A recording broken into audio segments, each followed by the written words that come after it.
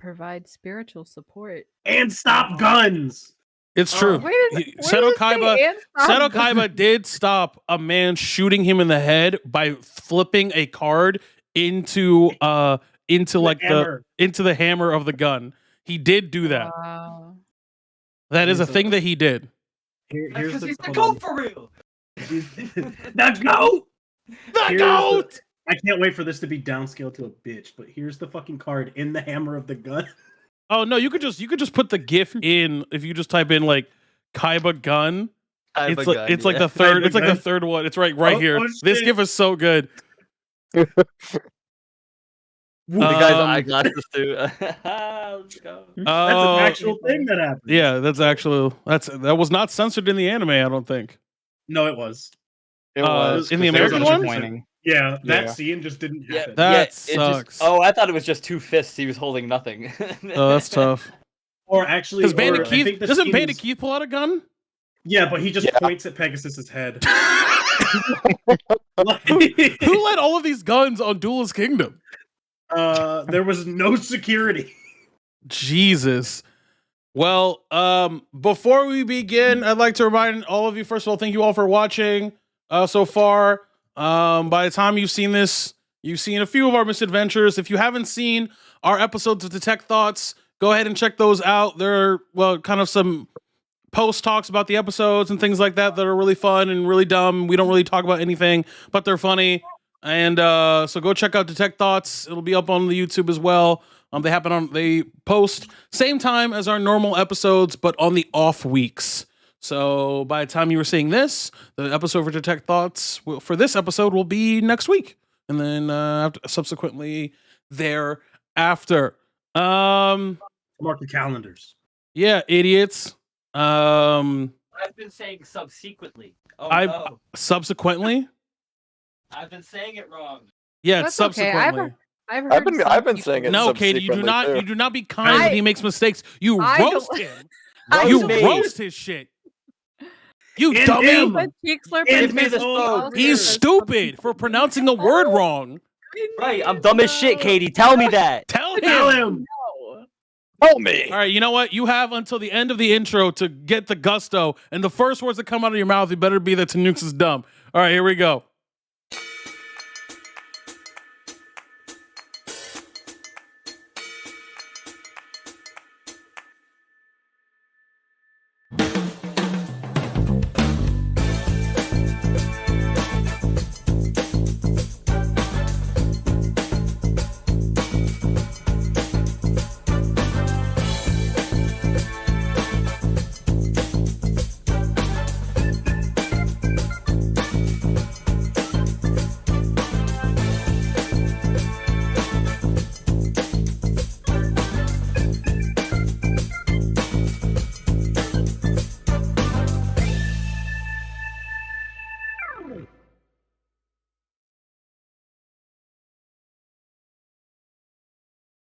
Like, what's happening? No, man, I did used to think loophole was one word though. What up, Tito? What's up, Katie? Anything you want to say? Nope. Okay, I'll remember this. Okay. I hope Saving one crit for Katie. Damn, get Telltale. That's crazy. All right. We find our heroes, or TBD, to be honest.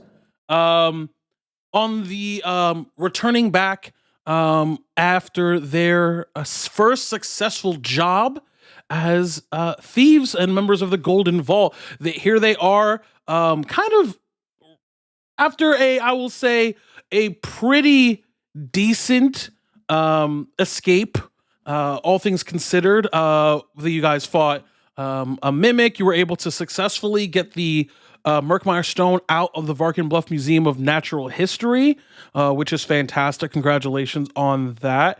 Additionally, you guys were able to kind of return everything back to its normal kind of paces from which you after you returned home. But before that, you met with Dr. Casey Donnell to discuss, or to rather deliver the Merkmeyer Stone to her custody, to which she then contained it in the hatchling eldritch horror within, preventing much more deadly damage.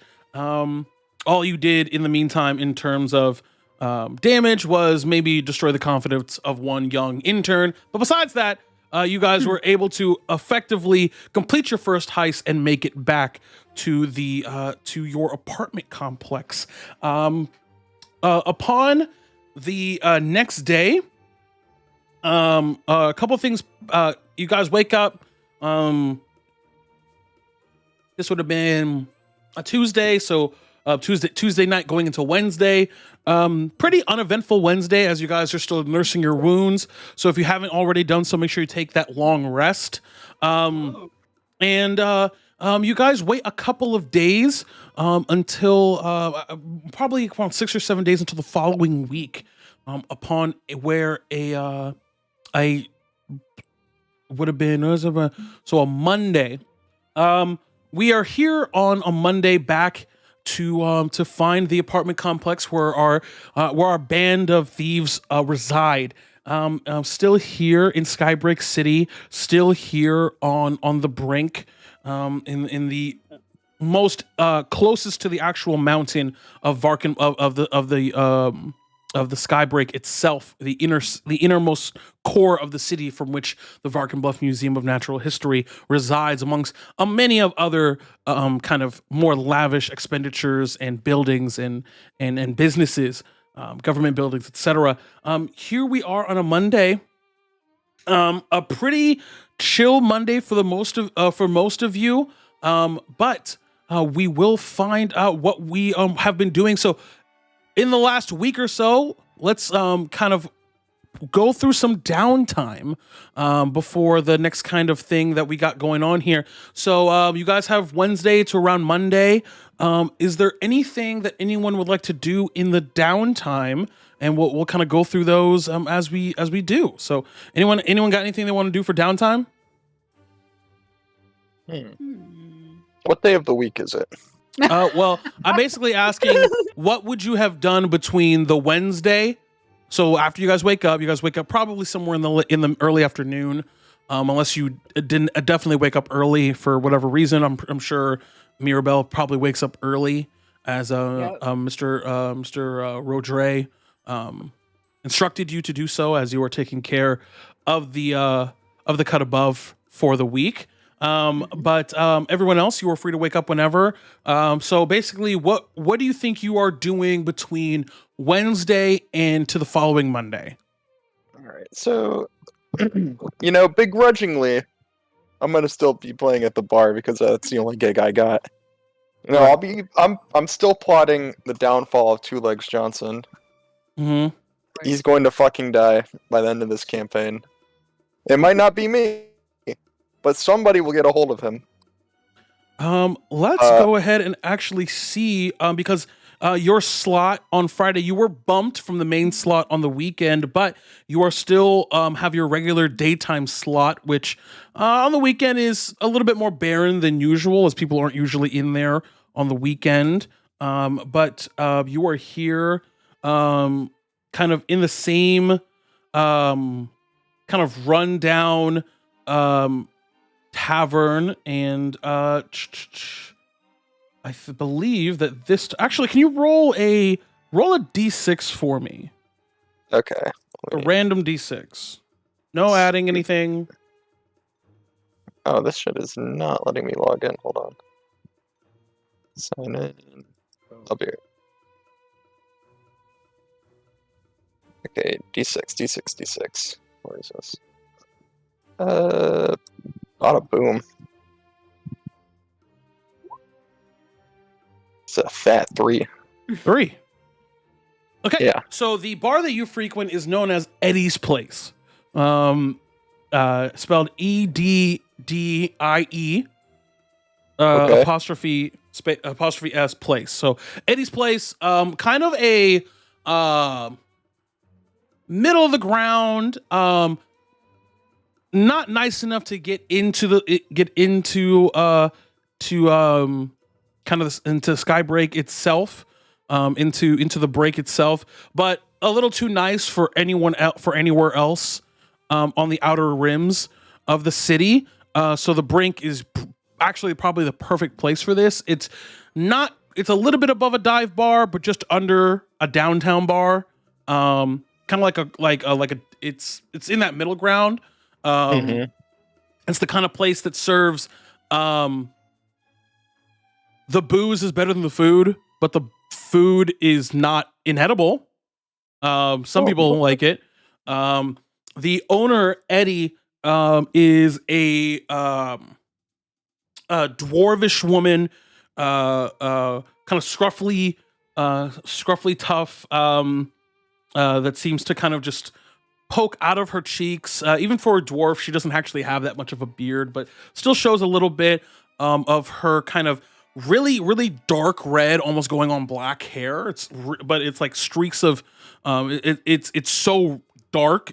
You would think at a distance it's black hair, but it's actually kind of a really deep red. Really deep red. Okay. Yeah, it's a really deep red, kind of like a wine.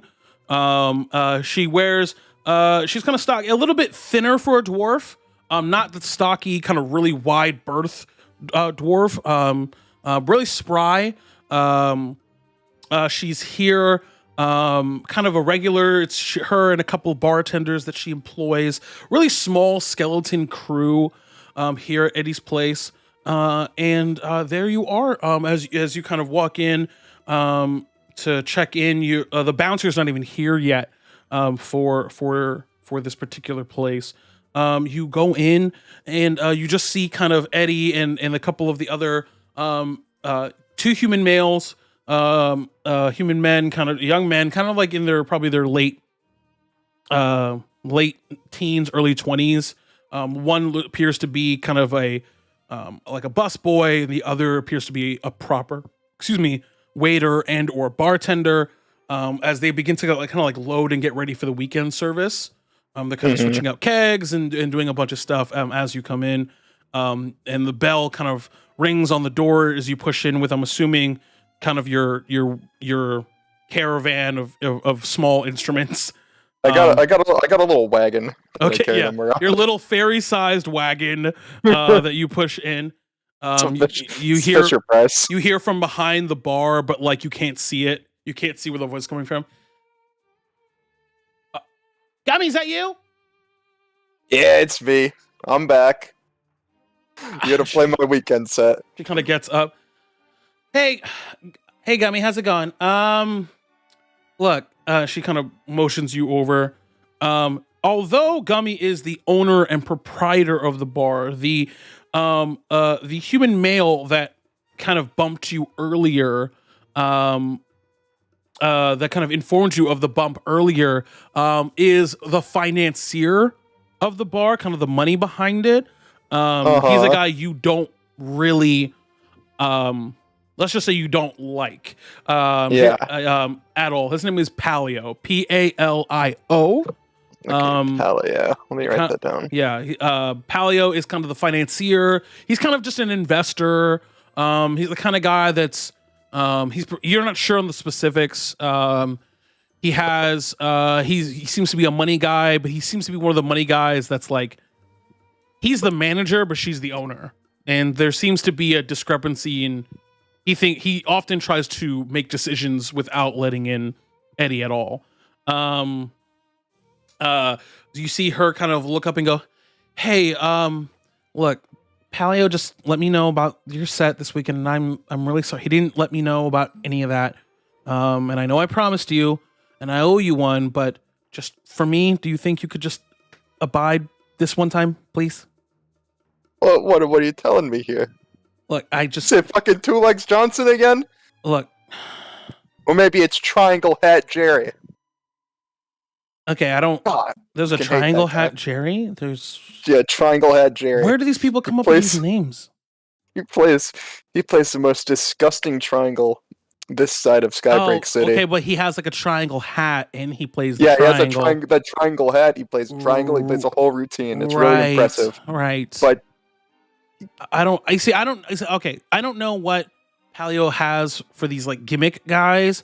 But look, I think you're great, but for me, okay, Palio went ahead and booked for the rest of the month. I promise after next month, first weekend is all yours. I promise. Okay? You sure about next month? Next month, I promise, okay? Alright, I'm gonna. Alright, okay. I see. It's for the bar. I got it. I But just it's it's really for me because I don't want to have to go back and forth with him. You know, I got enough shit going on here with kind of the renovations and everything like that. I just look, if you're more than welcome. All the day slots are yours if you want them. You know, you get your free drink or bev, okay? For every set you play. Just I would really appreciate it, okay? Alright, I'm gonna turn around and like leave. I mean, you can play now or okay. All right, Drag my Gummy. little white plug with me. Uh, Alright. Do you want to drink first or okay? Yeah, I'll take a drink. I'll Okay, take a drink. all right. I'll have a drink. All right, Gus, can you get the thimble? It's in the back. The thimble. She pours you like a thimble. She pours like a measure to measure out just for you, and then and other like small fairies and other kind of creatures or people of your size or just thereabout to measure out. And she has like glasses specifically, like you could tell that she has glasses sorted by race of creature and person. So she has like a bugbear, like Goliath side, and she has like a normal human size, elven size, and she also has ones for fairies, goblins, and kind of she has them kind of sorted out. She pours out one of the glasses for you and kind of slides it over to you. Thank you so much, Gummy. I appreciate it. You being flexible. Okay. Yeah, you got it. You got it. All I'm right. gonna drink the entire thing in one gulp. Oh, okay. Oh, that okay. All right. You gonna be okay to make it home? Yep. I'm not gonna cause you any more problems, Eddie. I gotcha. Okay. All right. Thank you. You can come by on Monday if you want. Play the whole week. Monday to Thursday. It's Sunday. Monday to Thursday is all yours. All right, you got it. Thank you. I'll be there. Guys, can you pull the keg from the back? And as you kind of leave, you see you hear like a coming from on the corner, and you see kind of an arcane cycle, not necessarily clearly a fixer-upper, but like still it works and it's good. Yeah. Kind of pull up to the parking lot in like he does the thing where he's a motorcycle, but he's parking in a way that still takes 2 spaces. He's parking like horizontally, because he's a piece of shit. Son of a bitch. He kind of goes, he takes off his head, and you see Palio kind of get his stuff going. Oh, hey, buddy, how's it going? You here to play your little set, huh? No, I'm not. In fact, they told me they got a triangle head Jerry for tonight. Ah, he's great, isn't he? He is pretty fucking great. I can't deny that. But I was supposed to play tonight. I think I'm pretty great. Look. I just, it's just all about ambiance. We're taking Eddie's place in a brand new direction. And you look. I think you're great, kid. I think you're great. Just maybe I just think that we all have callings in life, right? And maybe you should, I don't know, explore some different callings, if you get what I'm saying. Maybe it wouldn't hurt, but hey, you live your life. I'm not gonna stop you, I'm not gonna hold you. I know you're on your way out. In fact, I'm gonna get out of your way, let you leave right now, because that's what you were doing anyway. And he's just like finger gunning you as he enters the buff. He's like keeps finger gunning. See you later. You look great, kid. Hey. I'm gonna fucking flip him off. Sure. And he goes, hey. He just kind of like doesn't even like really register it or pay attention. He goes, oh, Eddie, and he kind of just walks in as you are there on the street, and you make your way back to the apartment. Dad, Anyone else? Anyone else want to do anything during the downtime between Wednesday and I don't know. Is it going to be equally as heartbreaking? Yeah, you're gonna get shit on. Oh my goodness! You know what? Yeah. Drizzle's gonna Yeah, on he that wants to high, get shit man. on. He's right. He's gonna be gambling. Like he's riding that high of a successful heist. He's off. He's out and about. Gone on a bender. So he's gonna stay in town. He's gonna go to his local favorite, the stone ceiling, and he's going to hang out there and do some major gambling. All right, awesome. Let's go ahead and just give me a luck check just to see how you do in general over the next couple of days. Just do a straight D20. Yeah, man. Bet. Let's go. Let's roll something. Yeah, starting off great. Both of you, 3. I know. You got a 3? 20. Yep. You got a 3? It's because he didn't roll the fucking giant D20. I'm telling you, bro. Oh shit, that's true. If it had a latch on the lid, I would. Yeah, you need the latch on the lid. Yo, get some scotch tape. You'll be good. We are here at the stone ceiling, Skybreak City's resident casino, the stone ceiling hotel and casino.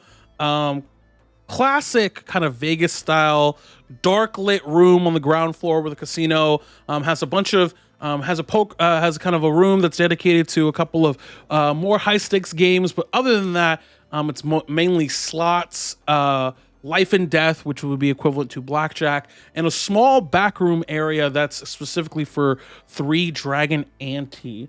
As you kind of approach and enter on the first day, as you have to go through and navigate different parts of the ground floor of the stone ceiling, but you inevitably have to pass through the slots, and the first person you see, as is there every day, is old Jenny is there, just putting her copper piece just in the slots and just kind of sitting there like the woman from that one dumpling DreamWorks like Pixar intro. Like she's just kind of like sitting there, not really moving. She's just like smiling, and then sees if she wins or loses, and then slowly takes out another copper piece and puts it in, and then. So I'm walking right by her. Yeah. Mama Jenny, how's the slots treating you today? Oh, Drizzle. Oh, how are you, my boy? Let's see. Oh, let me check my notepad. And she kind of opens up her like giant like notepad and it's like, okay, well, okay. I think we're up 6 copper so far. So we'll see. You know, it's looking up today. Good day. All right, what are you gonna do? What are you gonna do today, Drizzle? I don't know. I might head to the back. I might play some. I might do some life and death. I'm all in it today. I'm all in today. Well, I wish you the best of luck. And if you happen to run dry, you know the slots are always here for you. Oh, save me a seat, Mama Jen. You know I'll save you a seat right next to me. You good luck, sweetie. Yeah, thanks, Mama Jen. 3 hours later, you exit the back end of life and death. Luckily for you, I guess in this scenario, you have not been paid yet from the job that you just did. But you walked in with about 8 gold and you leave with about 1. Yeah, that's right. You leave with about 1 gold, just 1 singular gold piece that you're like thinking about gambling, but you know, you're experienced gambler and you know that sometimes it's just better to leave. You're not in a good headspace. You know it's all going to even out eventually, but you're like, you know what? Let's just call it early today. Yeah, you're tilted. We're tilted. How'd it go, sweetie? Oh, not great, Mama Jen. Down 7 gold. Not good. Well, I'm sure you'll make it back. Oh, you know I always do. Always do. All right, well, I hope I'll see you soon. Yes, ma'am, Mama Jen. You say hi to the grandkids for me. Oh, I will. My granddaughter. Oh, I can't believe she's getting married soon. I'm so happy for her. Yes, you give her my best wishes. I will, sweetie. I will. And you leave into the night, to spend the rest of your weekend. Anyone else want to do anything during their downtime? I like Mama Jen. I like Mama Jin too. Just a gambling woman at a casino who plays slots every day. Oh yeah. That's all you feel- need sometimes. Right. I feel like Mirabelle is just, she's all about working out, working at the butcher shop, and No like, bread, just- no water, just meat. no. I see it. I hit it. Oh no! Yeah, I thought see you would it. Forget I about that. hit it. But you didn't. But basically, yeah, she's just doing her daily life, keeping her head down. Otherwise, when she's not doing a heist. And It's about Saturday. During the week is usually your busiest time. Usually Sunday, Monday, Tuesdays, because people are usually buying for the week. You come in and you see a man come in. Looks to be in his late 20s, possibly early 30s. Looks to be a half orc male, with kind of this scruff of kind of greenish, blackish hair, pale blue skin. Kind of looks like to be with a satchel over his bag and around his shoulder.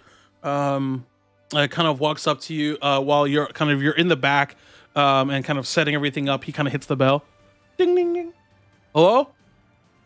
I walk from the back and I come up, wiping my hands. I'm like, yeah, can I help you with something? Oh, yeah. Hi. Meat, please. Okay, you want some Hey, meat? yo. What kind would you like? I'm gonna roll for this guy. Okay. You're gonna roll for Yeah, what kind of yeah, meat he wants? yeah.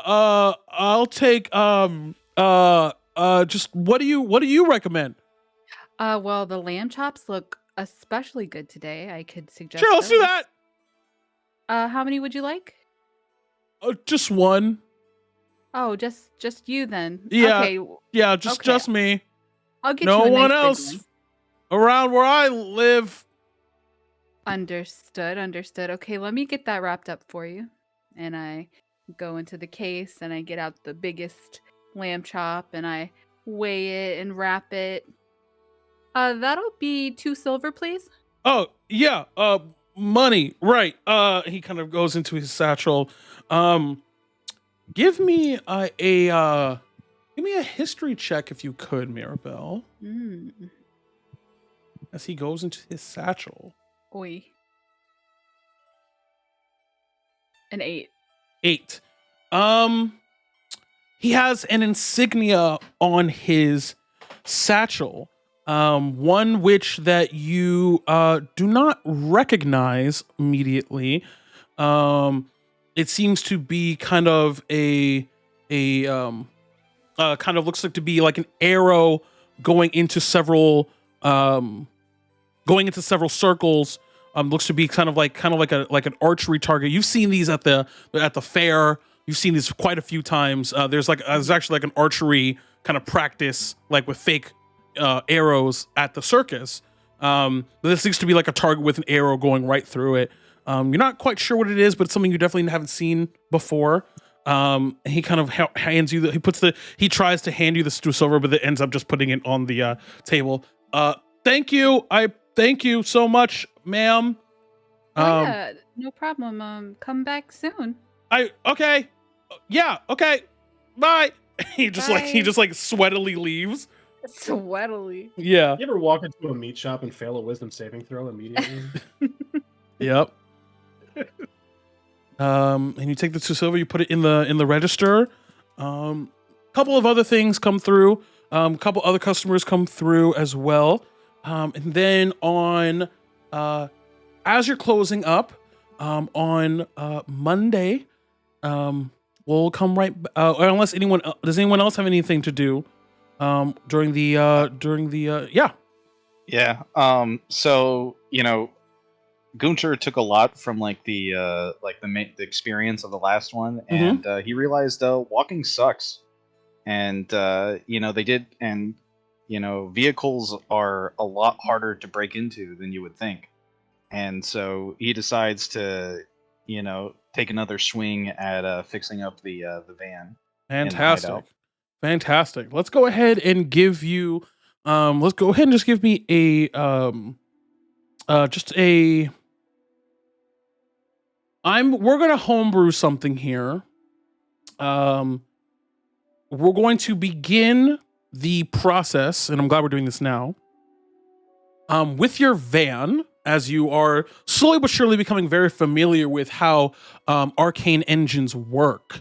How are you looking more for do you think Gunter is looking more for practical experience, just actually testing things, working on it first, or do you think he's going to do some research and go about it that way?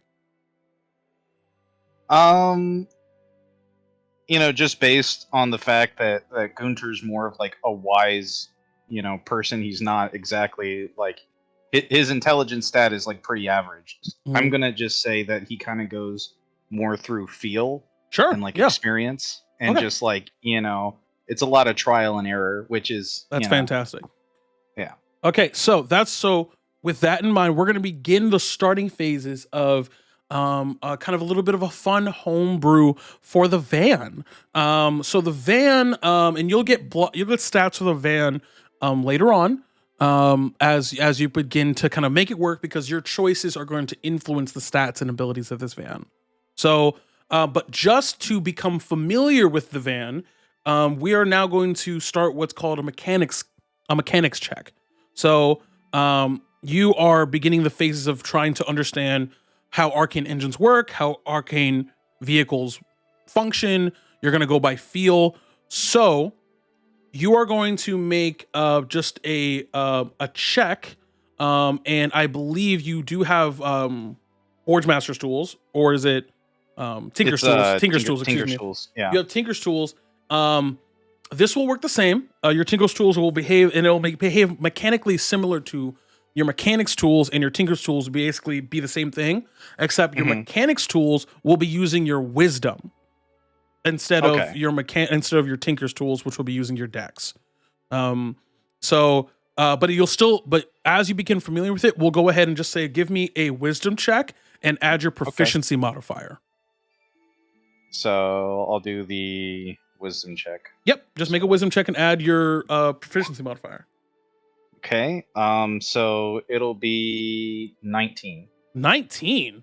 Wow. Yeah. So essentially, you are just beginning to. A lot of it comes naturally to you. Being someone who comes from your father, an artificer at the end of the day, a forge master at the end of the day, a creator. You learned a lot from him by watching him, and a lot of his instruction for you specifically was, "Hey, man, you got to get in there, and you just got to do it. You got to do the thing, and you got to like figure it out." And you took that definitely to heart, as your natural intuition towards learning magical items in particular is very, very good. More so than like with the average person. I will say, as you begin to kind of learn and you're kind of developing, you learn a couple of things. First thing that you learn is that arcane engines, although kind of temperamental, let's use that word, they are not necessarily safe. Let's use that word as well. It is an exact science, and because it's an exact science, it's all about pushing it, right?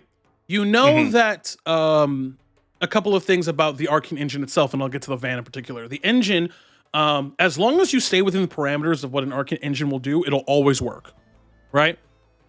Okay. You have the ability to push an arcane engine past what it's normally able to do with the risk of it exploding.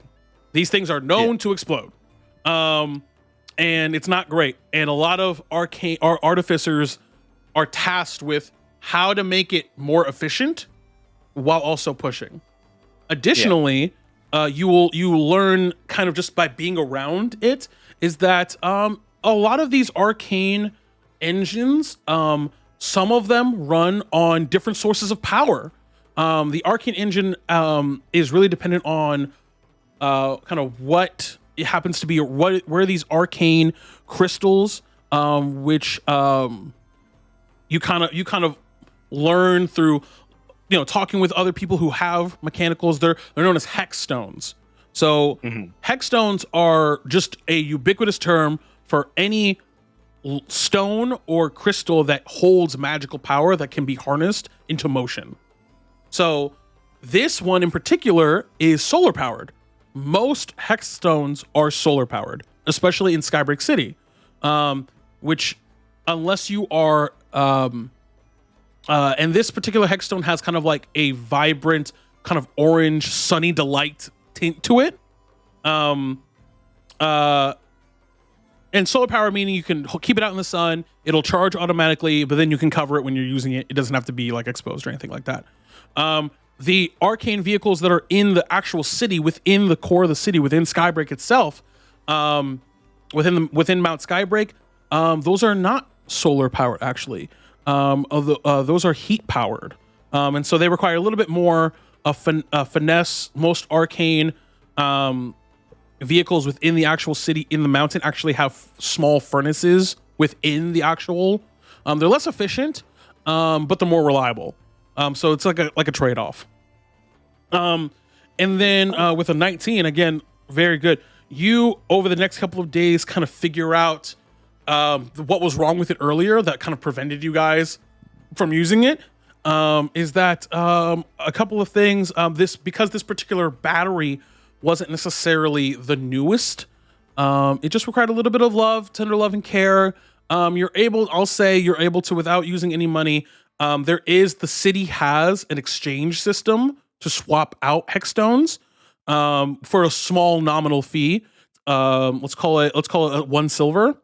You swap out your used battery and they'll give you a new one of the same type, as long as it's one of the types that people are, this sun hex stone is pretty generic. So you kind of go to the depot, swap it out, you get a brand new one, you put it in the van, and the van works. It just works. Nice. Yeah, I imagine it was like probably kind of like cloudy and opaque by the end of it. It wasn't absorbing all that yeah, it just wasn't sunlight. Yeah, it was a little bit of that. It was a little damaged as well. You're actually probably happy that it didn't that you guys didn't take it, because the chance of you guys making it would have probably been it probably would not have made it there to the museum or back. It's like the last time we got it working was just like the last little bit of life it had in it. Yeah. All right. Neat. But now you have a van that basically works. Anyone else? Still looks like crap, but still looks like crap right now, but that can be fixed. Kaka, you have anything, or are you good? I've just been vibing out, brother. I'm chilling. I think after that, I think the last thing I need to do is more work. I need to get my shit back in order, man. That shit was high stress, high intensity, man. We almost didn't make it. Mirabelle, on Monday evening, you are finishing up as people are kind of still buying for the week. You see a young woman, maybe just mid-20s, come in, kind of ring the bell. Human woman, black hair, looks to be pushing a stroller as well. Kind of rings the bell. Bing, bing, bing. I walk out from the back once again. And I say, "Yes, miss. Can I help you with something?" Oh, hi. Yeah, hi. I'm sorry. Um, uh, my name is Laura. I was, is Mr. Rodriguez still not back yet from his trip? No, he's not. He should be back in the next few days, though. Oh, okay. Uh, I was, told to, give you my name, for an order. Okay. I'm Laura. Oh, okay. Did you stop by and make this order last week? Make me, give me an insight check. Insight check.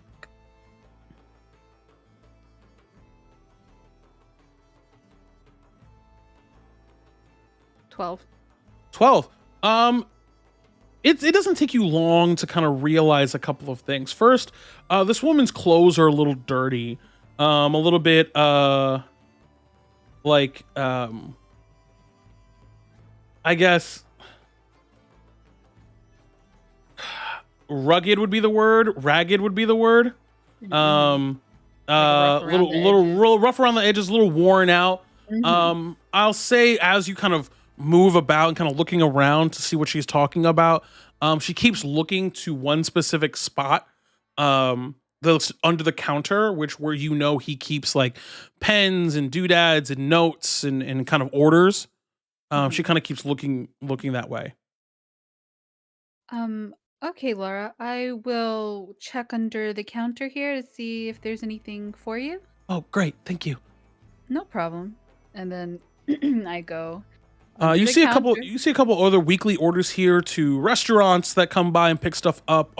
Which most of them do that really early in the morning. So you've already taken care of those.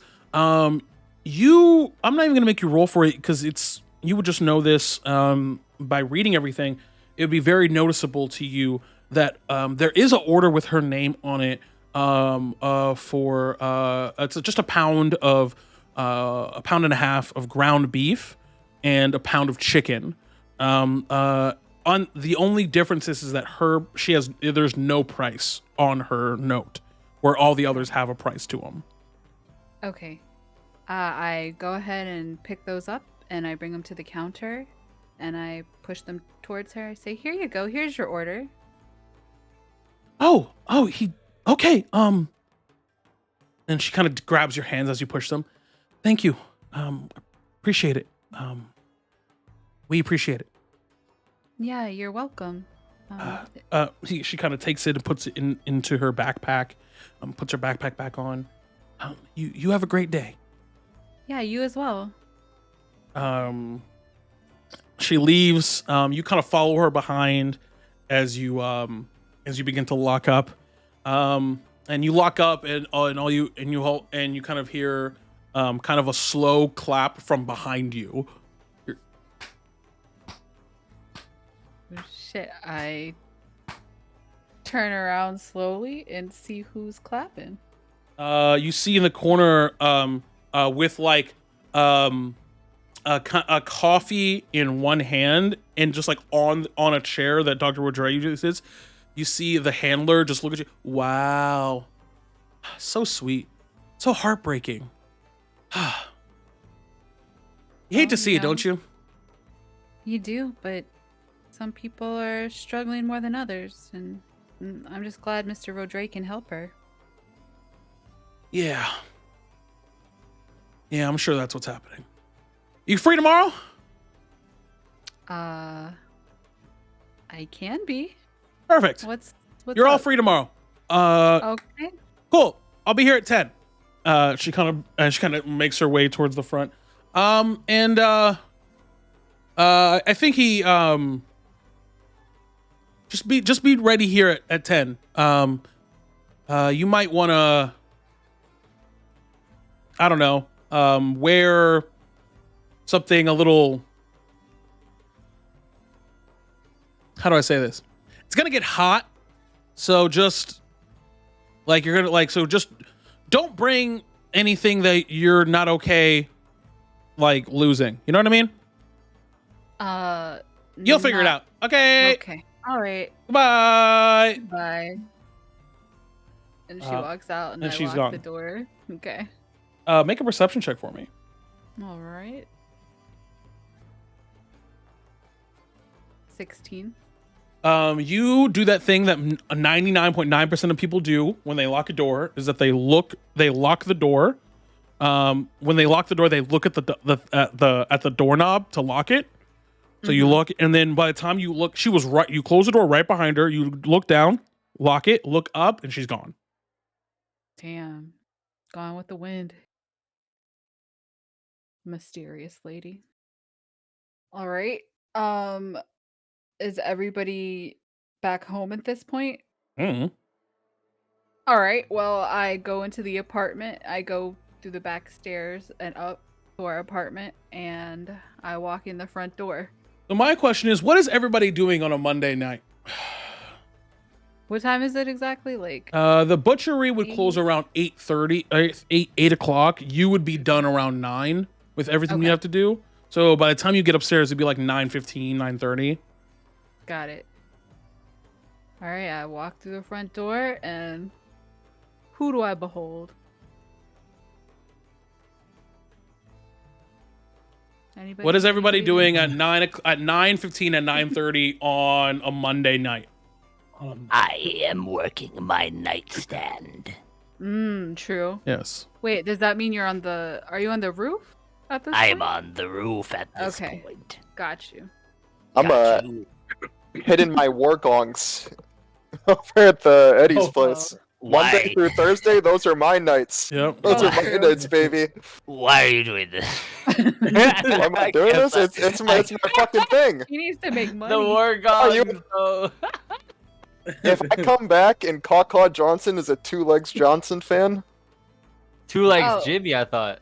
No, No, it's Two Legs Johnson. it's Two Legs Johnson. That's it's your Jimmy kid? or Johnson. That's it like your alternates. family. I thought it was Jimmy this whole time. What the fuck? Uh-oh. Oh, it's Sounds like triangle. he's just a It's fake Triangle fan. Head You know, Jerry he's just doing it to and fit Two in. Legs Johnson. Yeah. Oh man, this motherfucker trying to act like he can. Anyway, yeah, I'm working my nightstand. Drizzle will probably be at the apartment stopping by before he heads out to go fucking play games again. Oh. Hey, Mirabelle. Just swinging in. You get Oh. done with your work? Yeah, I just finished up. Are you going out now? Yeah. But you need me for something, I can hang out for a bit. No, it's alright. I was just gonna wash up, get some food, and probably just go to bed. You know me. Work, work, work. Work. Yeah. You gotta come out and play sometime. I know a good place. Get some, you can have fun. Yeah. That fun is good. Fun sounds good, you know? Yeah. Just maybe not tonight. I'm a little tired, but maybe tomorrow. Oh, actually, Oh? I forgot. Tomorrow, 10 Tomorrow. o'clock. We need to be available. We got another job. Oh.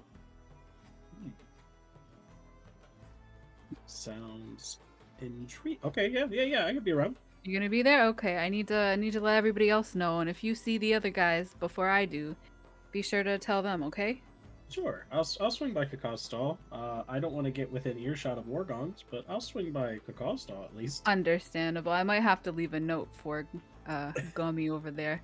But also the handler said wear something that you don't mind losing. It's gonna be hot. I don't know what she was talking about, but do with that information what you will.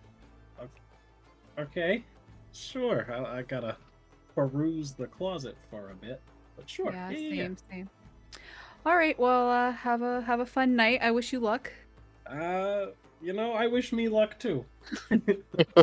See you later. See ya. So I will go to Kakaw's stall first. Okay. As you kind of take the fire escape up, there is a line. I'll just kind of push my way through the front like a dick. Hey, Hey, you gotta wait. Hey, You gotta wait in line, bro. I have a message for the man. Bird, relax. Everybody calm down. He has a fast pass. Caw him Fast down. pass. I just hold up like a random napkin that was still in my pocket. Why does he have a fast pass? That's a napkin. No, it's a fast pass. Relax. Call, listen, I gotta talk to you for a second. Everyone, please, settle down, I have business to attend to aside from the business that I'm currently attending to. Each of you will get one piece of corn for the wait. What? Why do I come here? For the corn. Yeah. Hey, Mirabelle's telling me we gotta be free at 10 o'clock tomorrow. We got a job. So I have to close up early now. No, tomorrow. But now I have to close. Wait, tomorrow PM or AM? Does Drazil remember if It would be PM or AM. No, it's AM. So I have to close up early now. I guess. I'm still going to. Alright. We'll talk details later, but I appreciate you coming through. You're welcome, Kakao. Would you like a snow globe? I would love a snow globe. You can take a snow globe here. Hell yeah! He's gonna carry the snow globe with him all the way to the casino. I got a whole loot bag of shit from that closet, bro. I got all sorts of shit. He's gonna show off his snow globe to every passerby. Wait. Do you want a Would you like a bobblehead too? Oh, I would love a bobblehead. Yeah. Okay. Here you go. Yes. So he's gonna go back to the apartment really quick. Yeah, sure. He's gonna display his bobblehead and snow globe that he's gotten from Kakao. Sure. And then he's gonna leave to go to the casino. All right. Those of you, you guys finally make your way back to the apartment in the morning, either in the morning or the night before, or after midnight or so. How many of you? Actually, you know what? I'm gonna do this. Mirabelle, you're fine, and I'm going to make the educated guess that Gunter is also fine. But you three night owls are going to give me Constitution saving throws to see if you wake up on time. Not the mad lads. Yes, you mad lads. Fucking demand him. Yes, the mad. Me and demanding gonna wake up in the morning.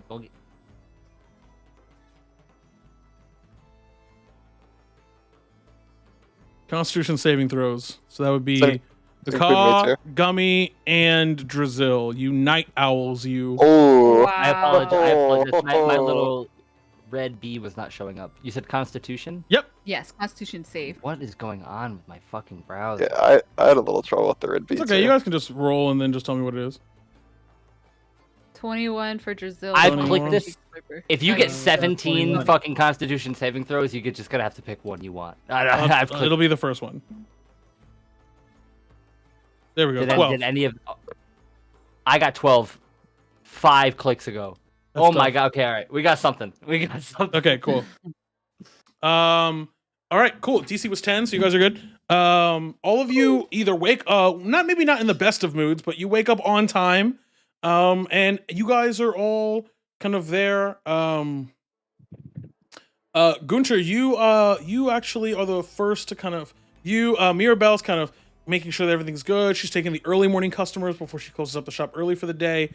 And Gunter, you after probably the second person to wake up, you go to the garage to check on the van. And you see that the hood is up, and you definitely closed it last night. Can I do a perception check? Yeah, Just to see if I get any evidence of like tampering or whatever? sure. What? I didn't know you could do that. That's fucking fire. Shout out, you All right. brother. Get it, Ian. What the fuck? I'm over here. He's 15. over. 15. You kind of look around and you see kind of again, coffee cup, kind of Starbucks style coffee cup in hand. The handler just kind of looking at it. What are you doing? Oh, hey, you got it working, huh? Yeah, I just got that working. What are you doing? Making sure you did it right. Well, did I do it right? Well, no, you don't ask that. Yeah, What are you you doing? did actually. You did actually. And Listen, I'm yeah, you actually this you have to probably tighten that, otherwise it's gonna blow out the core here on the left side. This ties to the back tires. Could be a little finicky, so I would actually probably replace these. Not right away, but probably within the week. Looks like you replaced the hexstone, which seems to be the biggest issue. yeah, that was the big thing. Yeah, so pretty good, pretty good. You're natural at this. Pretty Well, good. I wouldn't say natural. You know, it was a lot of trial and error, but you know we got there. I mean, That's the it's important just thing. this kind of stuff takes, a lot of research or, a knack for it. So, and and she kind of takes. Actually, I'm gonna give you I'm gonna give an insight check for her. Oh, okay, cool. She kind of looks up and down. And it's like, and I can tell. I mean, and she kind of looks the way. And she kind of takes a look at you. Go ahead and give me an insight check. Me? Okay. Yeah. 17. 17. You can tell the way she's looking at you is that she's not just looking at you for like your physical appearance. She's definitely doing like a pinpoint look at specific parts of you to gather information. It's very methodical. She's looking at your collar. She's looking at your hands. She's looking at your wrists. Then she looks down and darts out, looks at your shoes. Then she looks at the way you stand. Like it's very quick. It's almost imperceptible. But because you're standing right next to her, you can tell she's looking. She was like, and she goes, Mom or Dad? Sorry, Mom or Dad? Probably blacksmith, artificer. Mom or Dad? Dad. Dad. You have basic training, but not a lot of practical experience. This will be good, but you know the basics, which is good. So I'm excited to see what you do with this. Excited. Oh, by the way, she kind of goes into her little like purse. Where is it? I always leave it in like. Oh, here it is. She kind of pulls out a small, kind of satchel, for it. And she kind of looks at you and goes, and this will be, this is for, the Merkmeyer job. Good job. She hands you a gold, she puts at your hand, so she puts a stack of 20 gold pieces in your hand. Nice. She goes, yeah, good job. Really impressed, Thank you. actually. Where's everybody else? They ready to go? They should be here any moment. I'm here, but I'm over there. Oh, it's jarring. It's just his tone the volume of his voice doesn't change, but it's like so it can be startling this early in the morning. Kaka, here. She tosses you a satchel. Oh, Mirabelle! And she kind of yells into the other hallway. Oh, Mirabelle! Yeah, I'm here. And I kind of jog over. Oh, you look cute! And she throws out another satchel. And I catch it with my left hand. Perfect. Oh, Perfect. Presents. thank you. Okay. And the other two. Brazil kind of peeks around the corner. Huh? And she kind of goes, You, my kobold friend. And she kind of just jingles the sound of money that you're oh so familiar with. She goes, Hey, Oh shit! good Is that job. Imagine being like my human friend. Like, She kind of We're love up again, baby. Let's go. and she goes, oh, and got me. You want me to just? Can you hold this? You want me to give it to someone else, or I don't? I can hold it. I can hold it. You're strong. She Don't throws it at you underestimate with the same strength as if she were to throw it at anyone else. Give me a strength saving throw. Oh, Oh my god, you better be strong. Oh, Oh no. A 5. You just, it's just like it hits you, and you go into one of like the tool racks, and you hear a bunch of wrenches fall. oh my god. Sorry, I thought I didn't even throw that hard. Okay. Are you okay? no, I'm fucking Yamcha. I'm Yamcha'd out right now. Oh, okay. Can somebody scoop him, please? Yeah, I got him. I Great. dog back over.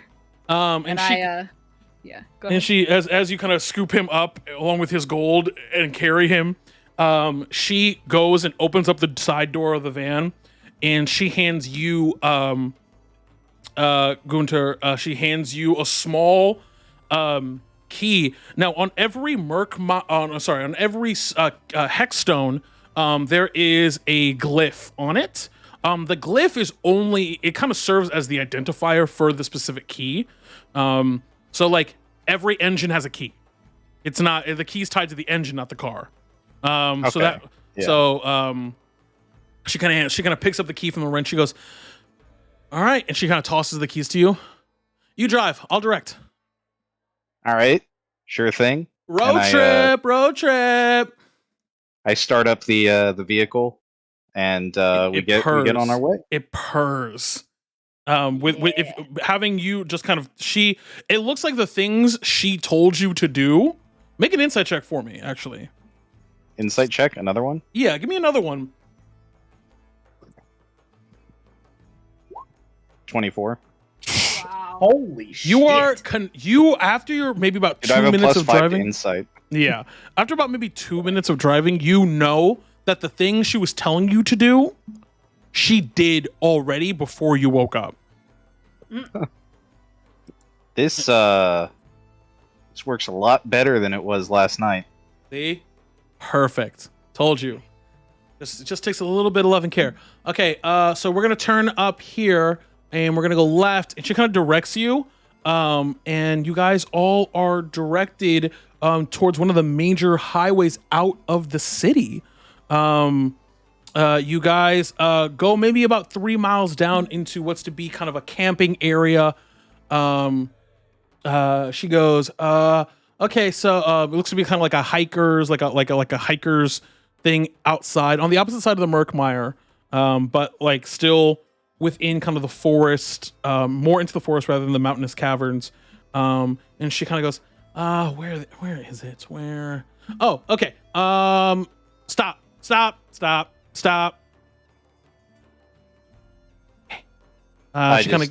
kind of gets out. She goes, hold on. Leaves the door open. She kind of looks around some trees and some bushes. She goes, oh, here it is. She moves like some large leaves around. And just kind of motions you to come to her. About maybe like 40, like maybe like 100 feet in front of you. Okay. Slowly. All right. I guess I slowly get out. Okay. Keep going. Keep going. Okay. Keep going. Stop. Are we there? Oh.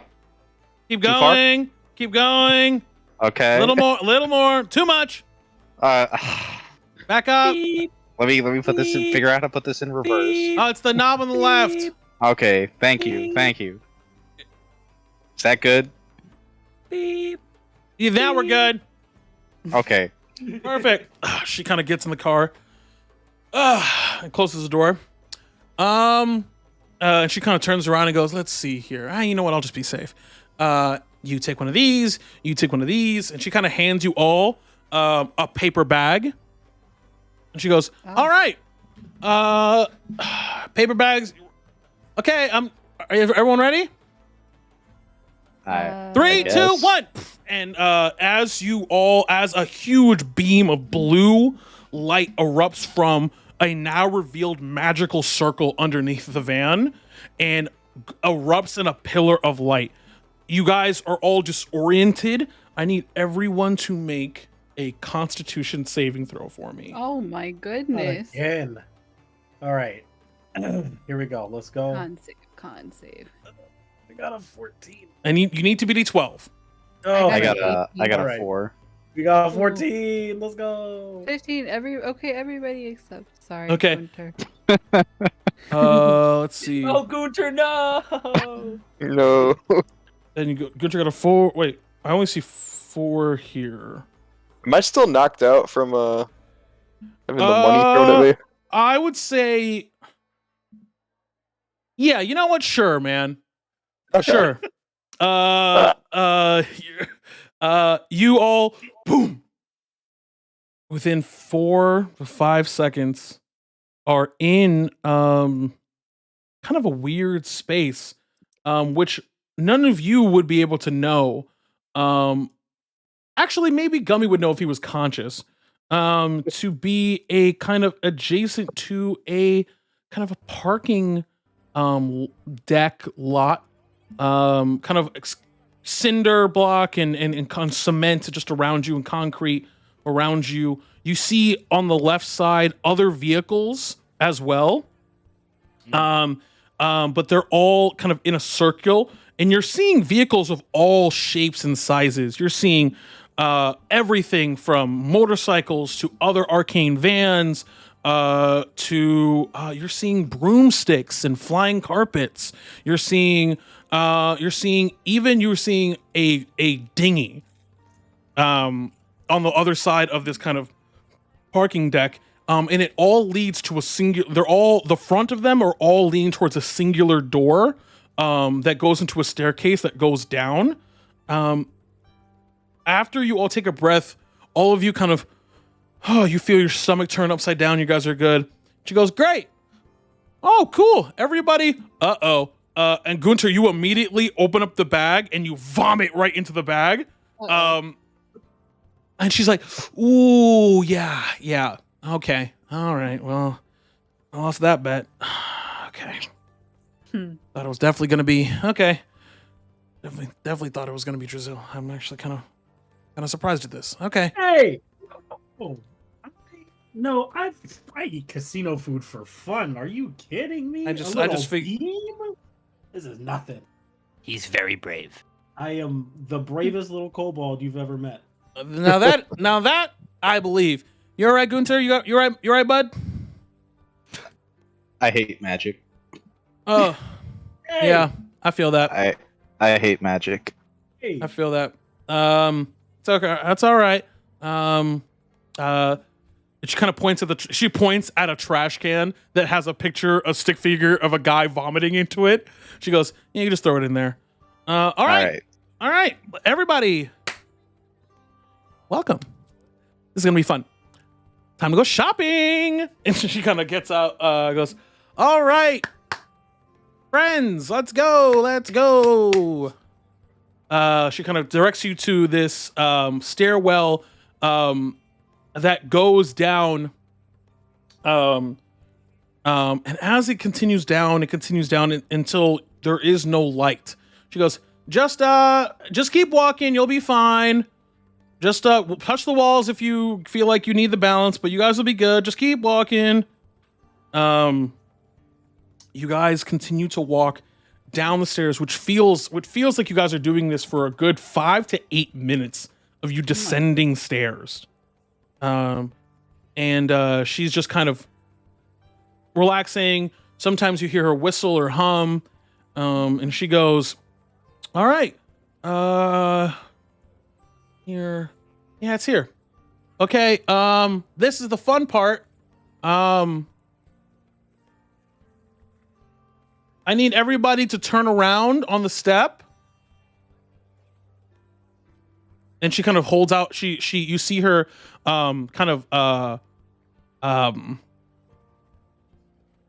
take her coffee cup and cast light on the coffee cup, but it's like a very dim light, so where you can just see her. All right, cool. This part just requires that you do exactly as I do. Otherwise it will hurt. So she turns around to face all of you, holds the coffee cup, and goes, and like so, and she trust falls backward. Oh shit. You know what? Fuck it. I'll gamble. I'm game, and I just follow right after her. You turn around and you just fall backward like you're falling off a building. You just kind of just lean like on the edge of the step and just fall back. Anyone Oh else? shit! This was a mistake. Yeah, I'll go next. I was like, if he's It is now pitch black. She has taken her coffee cup with her. Look, I got some dark vision. I'm good. Yeah, sure. I do the same. Anyone else? I'm gonna say Gunter just kind of like starts to just be like kind of done with it, but then just ends up falling down anyways. Okay. Very non-committal. I like it. Wait, am I still holding Yes. Gummy? Okay, I mean, so Gummy goes along too. Yeah, 'cause sure. he's Sure. with me. Kaka, you are here by yourself. All Kaka you hear is Oh my god. And I feel like I'm a flightless bird, and my dream is flight. So just the fact of falling is terrifying. So I'm kind of like, I got a little bit of heart racing going on right now. So I'm just like, all right. In the words of someone that I once knew, it's time to fall. Oh shit. Whoa! Wait a minute. And I'm gonna jump down too. That's right. you all, by the time you realize that you're falling, there's no current, there's no nothing. All it's like, it's the type of fall that like it's not even a fall. I wouldn't call it a fall. You guys, you know how that thing where it's like when you brace for impact, Mm-hmm. but it's way sooner. Like how do the impact that you're bracing for is nowhere near the impact that you got, so it kind of makes you feel weird. It's that kind of thing where you're like, and then Got it. you are the first, Drazil, you are the first one you are laying there in a patch of beautiful green verdant grass. And you kind of look to your right and you hear, woo! So warm. And she kind of gets up. Oh, hey, you're first.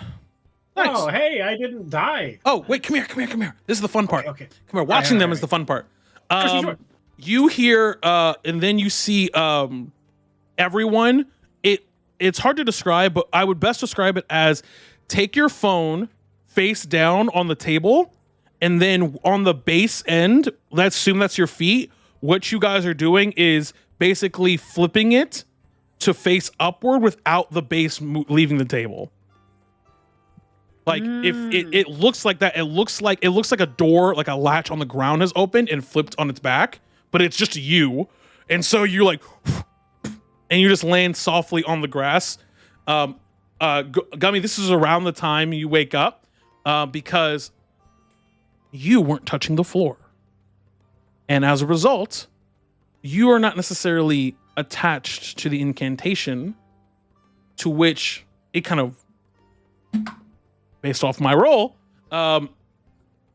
it is impossible for Mirabelle to hold you during this incantation, and she's just worried about her own.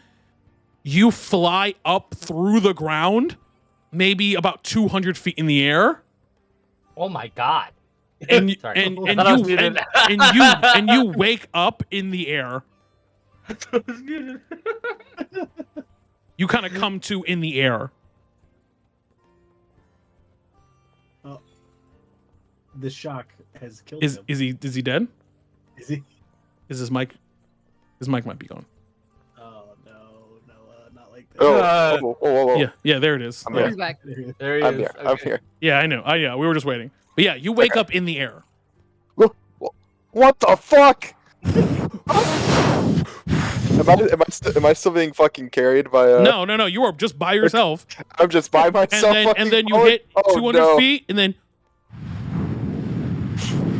as you begin to descend, Can I like flap my wings or some shit? make a dexterity saving throw. No. Oh. No, that's not what I'm looking You for. go and you go.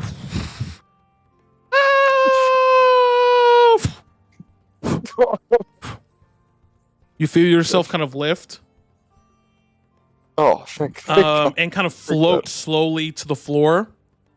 Giselle, make a perception check for me. Just to perceive how well he's dying. Let's go. Here we go. Oh, hey, give me free stuff. Oh wow, That's yeah, you notice this. You notice this immediately. You're like worried, and then you look up and to your right to where the handler is, and she's just, you hear her whisper something. Yeah, so the part of the incantation, and lift her hand and point at him, and he begins to descend slowly, as she casts a spell on him to help him safely land to the ground. She goes, "It's always one." Well, you knocked him out. I mean, accidental, albeit, but Okay, well, you he know. said he could catch it. All right, yeah, I'll give that one to you. I thought he could too. I just know, but didn't. how many? I'll wait till about 8 feet. That's a long time for him, right? That's a lot. That's pretty high up. Probably about an hour. No, he'll be fine. He slaps. You get to about 8 feet, and she snaps her fingers, and you're like, I'm gently gonna float to the to where you land directly on Gunter's chest.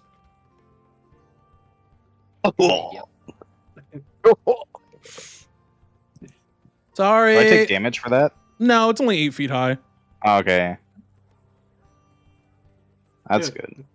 That's good. You guys okay? I guess. Yeah, I'm fine. Cool. My beak hurts. I'm doing pretty good. Cool. Glad I have wings. Great. I got to Cool, watch you that's guys not- fall that's from not- the sky. All right. Well, you guys all just kind of lived through this experience. You don't even notice the area that you're in. And she turns to all of you and kind of motions out. Welcome to the spoils. You all turn and see a beautiful, vibrant, living bazaar of shops and tents. Small. Definitely you can see to the other side of it, but it looks to be underneath. You look up into the sky. You see a beautiful sky. It kind of borders a beautiful. On one side of the bazaar, on the other side, you see a beautiful, crystalline, pristine lake. You see beautiful tents and all manner of shops. You see full shops, like wooden stalls, like as if you would find in a town there. You see a few of those buildings just around. You see all manner of size and shape of creature around here talking with. You see many of them coming and going. You see the exit right behind you guys. You see people walking through onto a small circle, series of circles of teleportation, kind of being transported and exiting as well. You all see people come in and begin to discuss and haggle over kind of all matter of, just general appliance and item, and some of them are exchanging information, some of them are exchanging money, obviously, some of them are exchanging services as well, and making deals. You see all of this here, but the thing you notice more importantly than anything else is that many people here, for the vibe, it's as if you get the feeling of a farmer's market, but instead of cantaloupes and fish, it's daggers and poisons. Instead of them talking with farmers, they're talking with informants. Instead of talking with, instead of stalls for all these different, custom, designer squashes and all these kind of all natural, bulk vegetables and fruits and butcheries. You're seeing people sell all types of wares and gear and schematics and blueprints and anything and everything you can imagine. She turns to all of you and she goes, this is the spoils. Everything that the Golden Vault needs can be found here. Obviously, I can get here a little bit quicker than you guys, being a handler and working directly for them. But I brought you guys here because not only to spend some of that money, if you want, you don't have to, but because I need to take you guys and register you. Because that way we could start seeing if we can maybe get you guys a couple of more gigs, or some of them more higher paying gigs. What do you guys say? Yeah, I mean, that sounds good to me. Sounds good to me. Are we gonna register like a guild of some kind? Well, you guys work for the gold. You know what? It's better I just show you. Come on. She follows you. She follows you guys, or she leads you guys through the bazaar. Again, beautiful, kind of just, it's so upbeat for what they're doing. It's kind of jarring at first. What you do see, especially here, is, excuse me, a couple of different huge buildings. You guys, the tents kind of surround tents and stalls and temporary stalls, and maybe not even temporary, but they're just kind of stalls of wood stalls or steel stalls are most of what you see here. A vast majority. The whole camp, if you want to call it that, is anchored by 4 major buildings. One of which is kind of sitting right in the middle. And then 2 of which kind of flank it on the left or right, kind of in the center of the camp, to kind of anchor, and tents and stalls are kind of built around these three core buildings. And then you see one building that you guys are passing right as you enter, and she kind of goes, yeah, so this building is essentially this first one here doesn't really have a name, but that's mainly for if or when you guys become, a little bit more solidified within the Golden Vault, and start giving you more dangerous jobs. This is where this particular stall is. You'll talk with some of the staff here, and they'll outfit, some of the. She kind of looks to Gunther. They'll outfit the van with some cool stuff. This is kind of like our heavy duty forge, but it's more for transportation, boats, trains, all the myriad of things here that you can. But their services are really specialized, and they take a long time, and they're super expensive. So they're only offered to people who are actually going to be using them for a lot of our more dangerous missions. So don't worry about that right now. We'll pass it, and we're going, we're moving, we're trucking along. Yeah. And she kind of just takes a sip of her coffee and continues to walk into the center of the spoils. I would say there are 3 buildings. She goes, all right, so there are 3 major places here. I'm not gonna tell you guys what to do. I'm just gonna ask y'all what you want to do. So we can register you now. We can go relax, have a drink as well, or we can go ahead and see the shop to see if there's see if they got anything. It's really up to you guys what you guys want to do. What do you want to do first?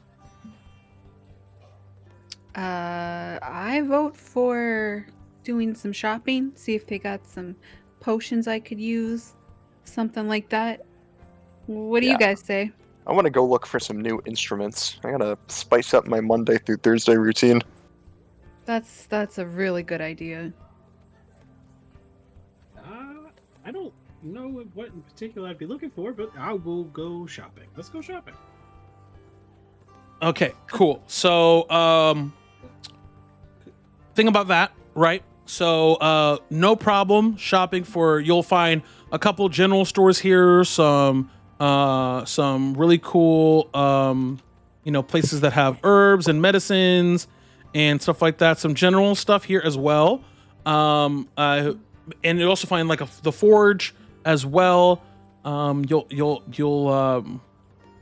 will find Al's Fix and Forge, which is over here. But basically, it's really a matter, unless you want something kind of like in the magical realm, that'll be somewhere else, and that will require the registration. So if you want to do all their non-magical shopping and stuff like that first, no problem, and then we can do the magical shopping, because then we got to go there anyway, because after I register you, then I can I have something special for you guys as well. So but it's up to you. All right. I could stop by the forge and see if whoever's there can maybe I don't know, tune up my sword, see, or maybe buy a new one. Sure, yeah. Let me take you guys over there. Sure. Well, let's go to Al's. She kind of directs you to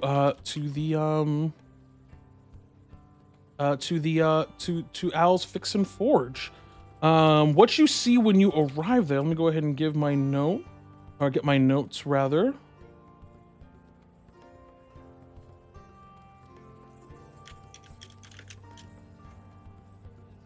All right.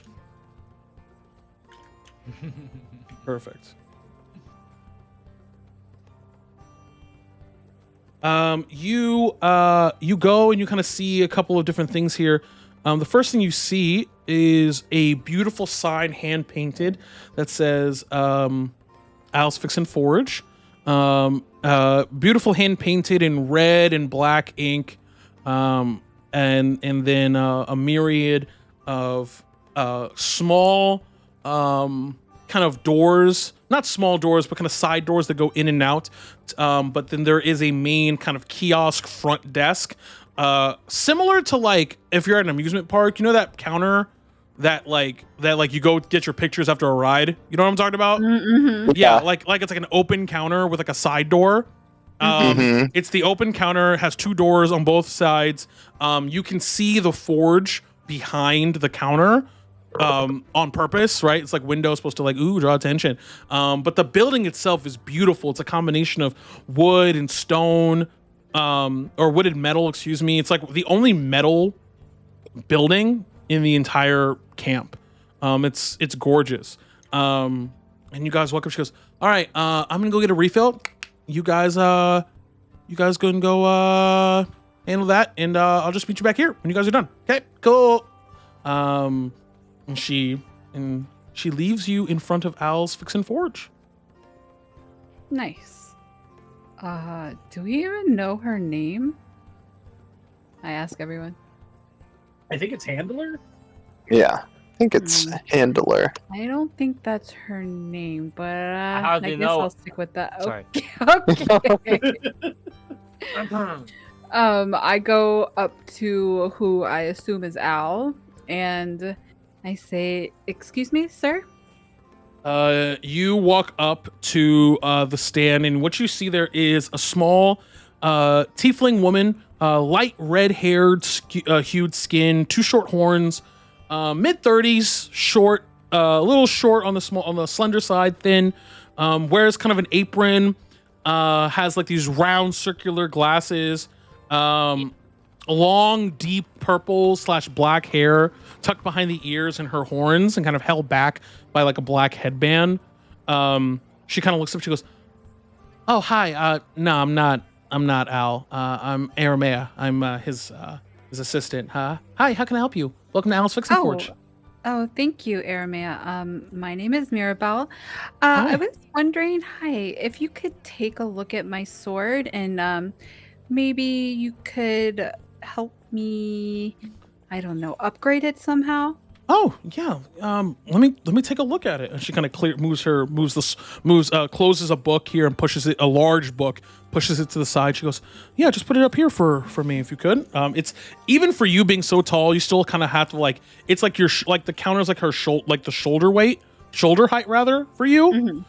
It's elevated, and she kind of goes, yeah, just put it right there. Okay, let's see. Little worn out, huh? Yeah, it's pretty old and it's seen some action. Now, are you looking for something along the lines of, just a sharpening, cleaning up, or are you looking more towards kind of like a magical enhancement here? Maybe the magical enhancement. Okay, all right. Well, let's take a look at that. Well, definitely, pretty standard here. Long sword. Pretty standard here. I'm sure we'll be able to get one of our apprentices to do that for you.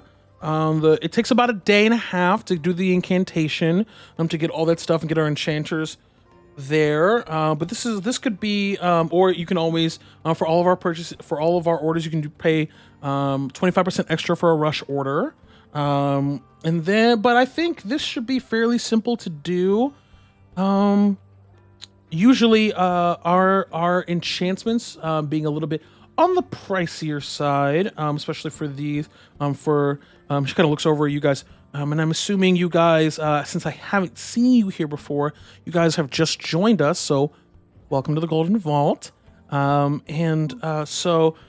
Unless you guys want to chip in, so our usual price range is going to for a magical enchantment of this kind is going to run 125 gold, and that will give. And then if you want to do 160 gold, that could be a rush order to get it done in 24 hours, but usually takes around 36 to 48. So we usually don't recommend the other order, the rush order for enchantments that are a little bit on the more simple side. Do you so those are the prices, and it was Mirabelle. Yeah, it's Perfect. Mirabelle. I'm sorry, I didn't know the prices were. Oh, no going to be problem. Oh yeah, so yes. high. So maybe just a simple sharpening. Oh yeah, we can. How much would that run me? Oh yeah, simple. Well, let me see if someone's available here. She kind of looks around.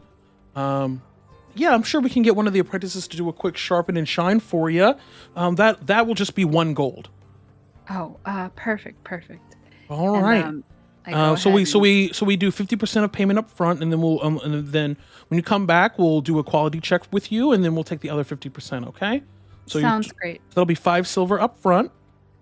I have you. Okay, and then I hand her 5 silver. She goes, perfect. Mirabelle. This should only take a couple of hours, so if you come back, I believe he just got off his break, so he'll actually probably be able to get started with this right away. So if you want to go ahead, you can come back in a couple of hours, do whatever other shopping you might need to do, and it should be ready by the time you leave. Okay, wonderful. Thank you so much for your help. Of course. Anyone else? Guys, you need anything? You got drums here? Drums? Like drums. oh, you're a bard. No. But we do. There are. I believe there is a couple of general bard supplies here among the bazaar that sell a variety of general kind of simple instruments, non-magical, of course. But I'm sure you'll be able to find some. I believe they should be closer to the lock and key. Lock and key. Okay. Hope they got electric guitars. A what? I'm just mumbling to myself. Okay. It's all right. Well, all right. I'll see you back here in a couple of hours. Okay, Mirabelle. Thank you. Okay, thank you. Bye. All right. Next in line. And you see kind of a giant orc slam his battle axe on. Hey, Fred.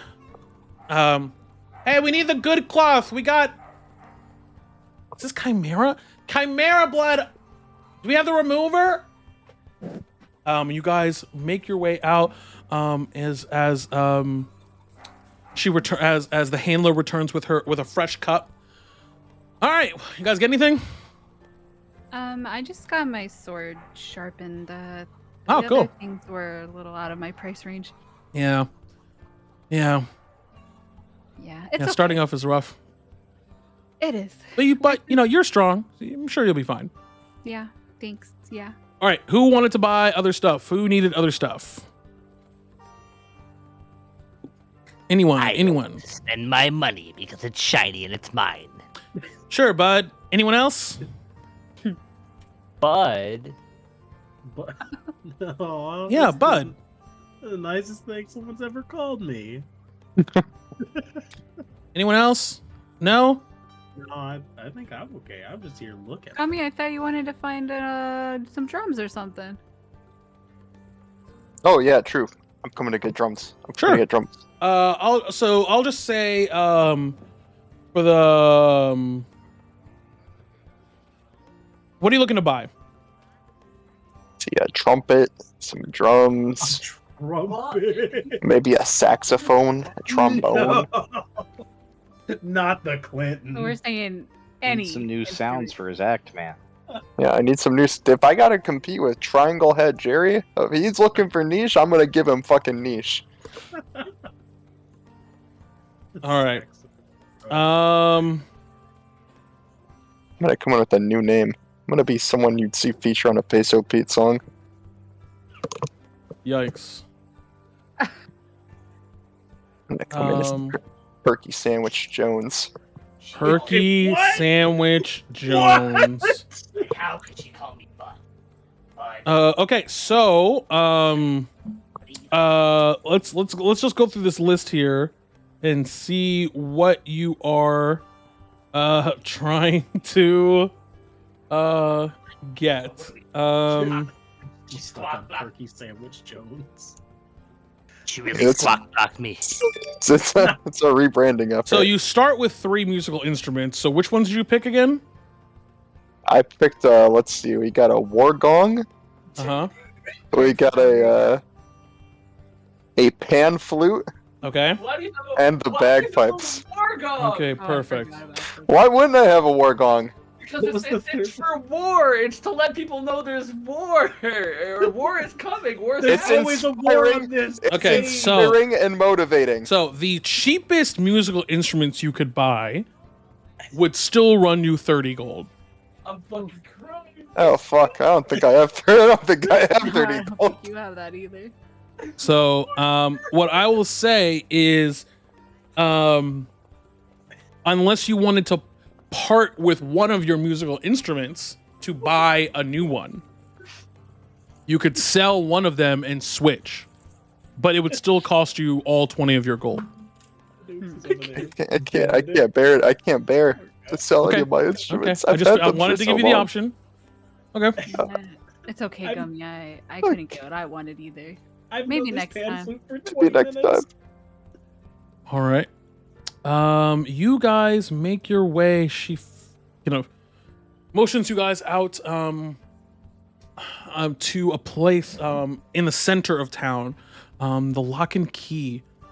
She goes, "All right, we are gonna come back here in a moment. Where do we need to go? Over here."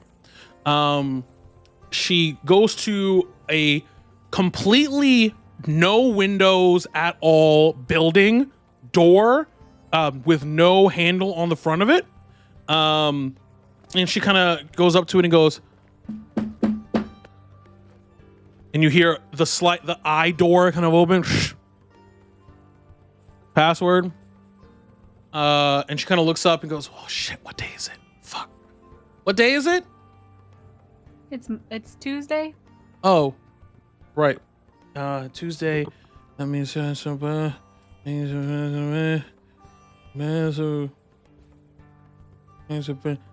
right. Cool. Changebringer.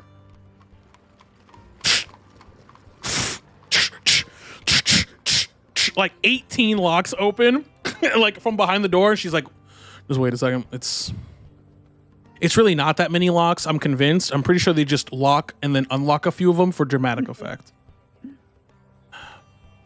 It's almost done. And open the door. All right, welcome to the hideout. Hungry? and she kind of walks in. You guys walk in together behind her, and you are definitely in a building that is much larger than the building outside. The inside is much larger because the inside is 3 stories tall. There are 3 levels, and what you see is a center desk that is kind of like the circular kind of help desk situation with 5 or so or 6 different personnel kind of talking with people and coordinating. You see, if you look up, balconies upon balconies. They're really not balconies, but they're like levels. It's an open area that goes up to a beautiful ceiling of stained glass. You see a couple of lots of different people talking and drinking. You see people walking by. You see people going into closed doors or going into like secure rooms and closing the door behind them. You see people at booths talking of all manner of kind. And she kind of turns around and goes, "This is the Hideout. This is the best bar, I think, on the continent, at least for me. And this is also well, where the Golden Vault does all of its business. And whoever decides, you know, the higher ups, they kind of dole out all the information and all the stuff. But for you guys is where we will sign you up. I'll go get some forms." And she kind of just takes her coffee, takes another sip, and walks back to and stands in line. As you all are kind of being, excuse me. People are like walking through your group as you guys just awkwardly stand there or hover there if you're gummy, kind of just around and through you. But this is a really beautiful building.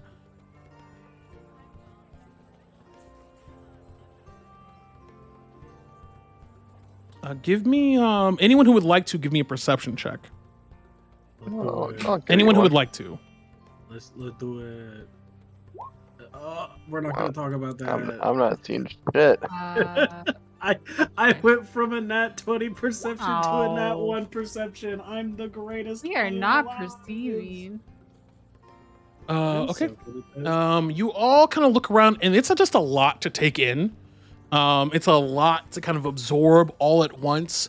So you guys are just kind of slowly make your way to the wall, to kind of get out of the way. And she comes back. She goes, "All right, come on, let's grab a table real quick, fill out this paperwork, and we'll get you all squared away. And that way I can do the thing I want to do." She motions you guys over to a table, to a booth. As you all kind of sit down. Some of you take way more space than others, but the booth, as you approach, she goes, it doesn't matter. It'll make space." And she kind of has a seat, kind of like in the center. I'll sit down. Yeah, me too. As you guys kind of sit down, you see the table and the size of the booth width-wise adjust to comfortably fit all of you. Nice. And she just kind of lifts her, and she goes, "Okay, cool. All right, let's see here." And she kind of writes down all your names, and she goes, "Okay, cool. Right. What's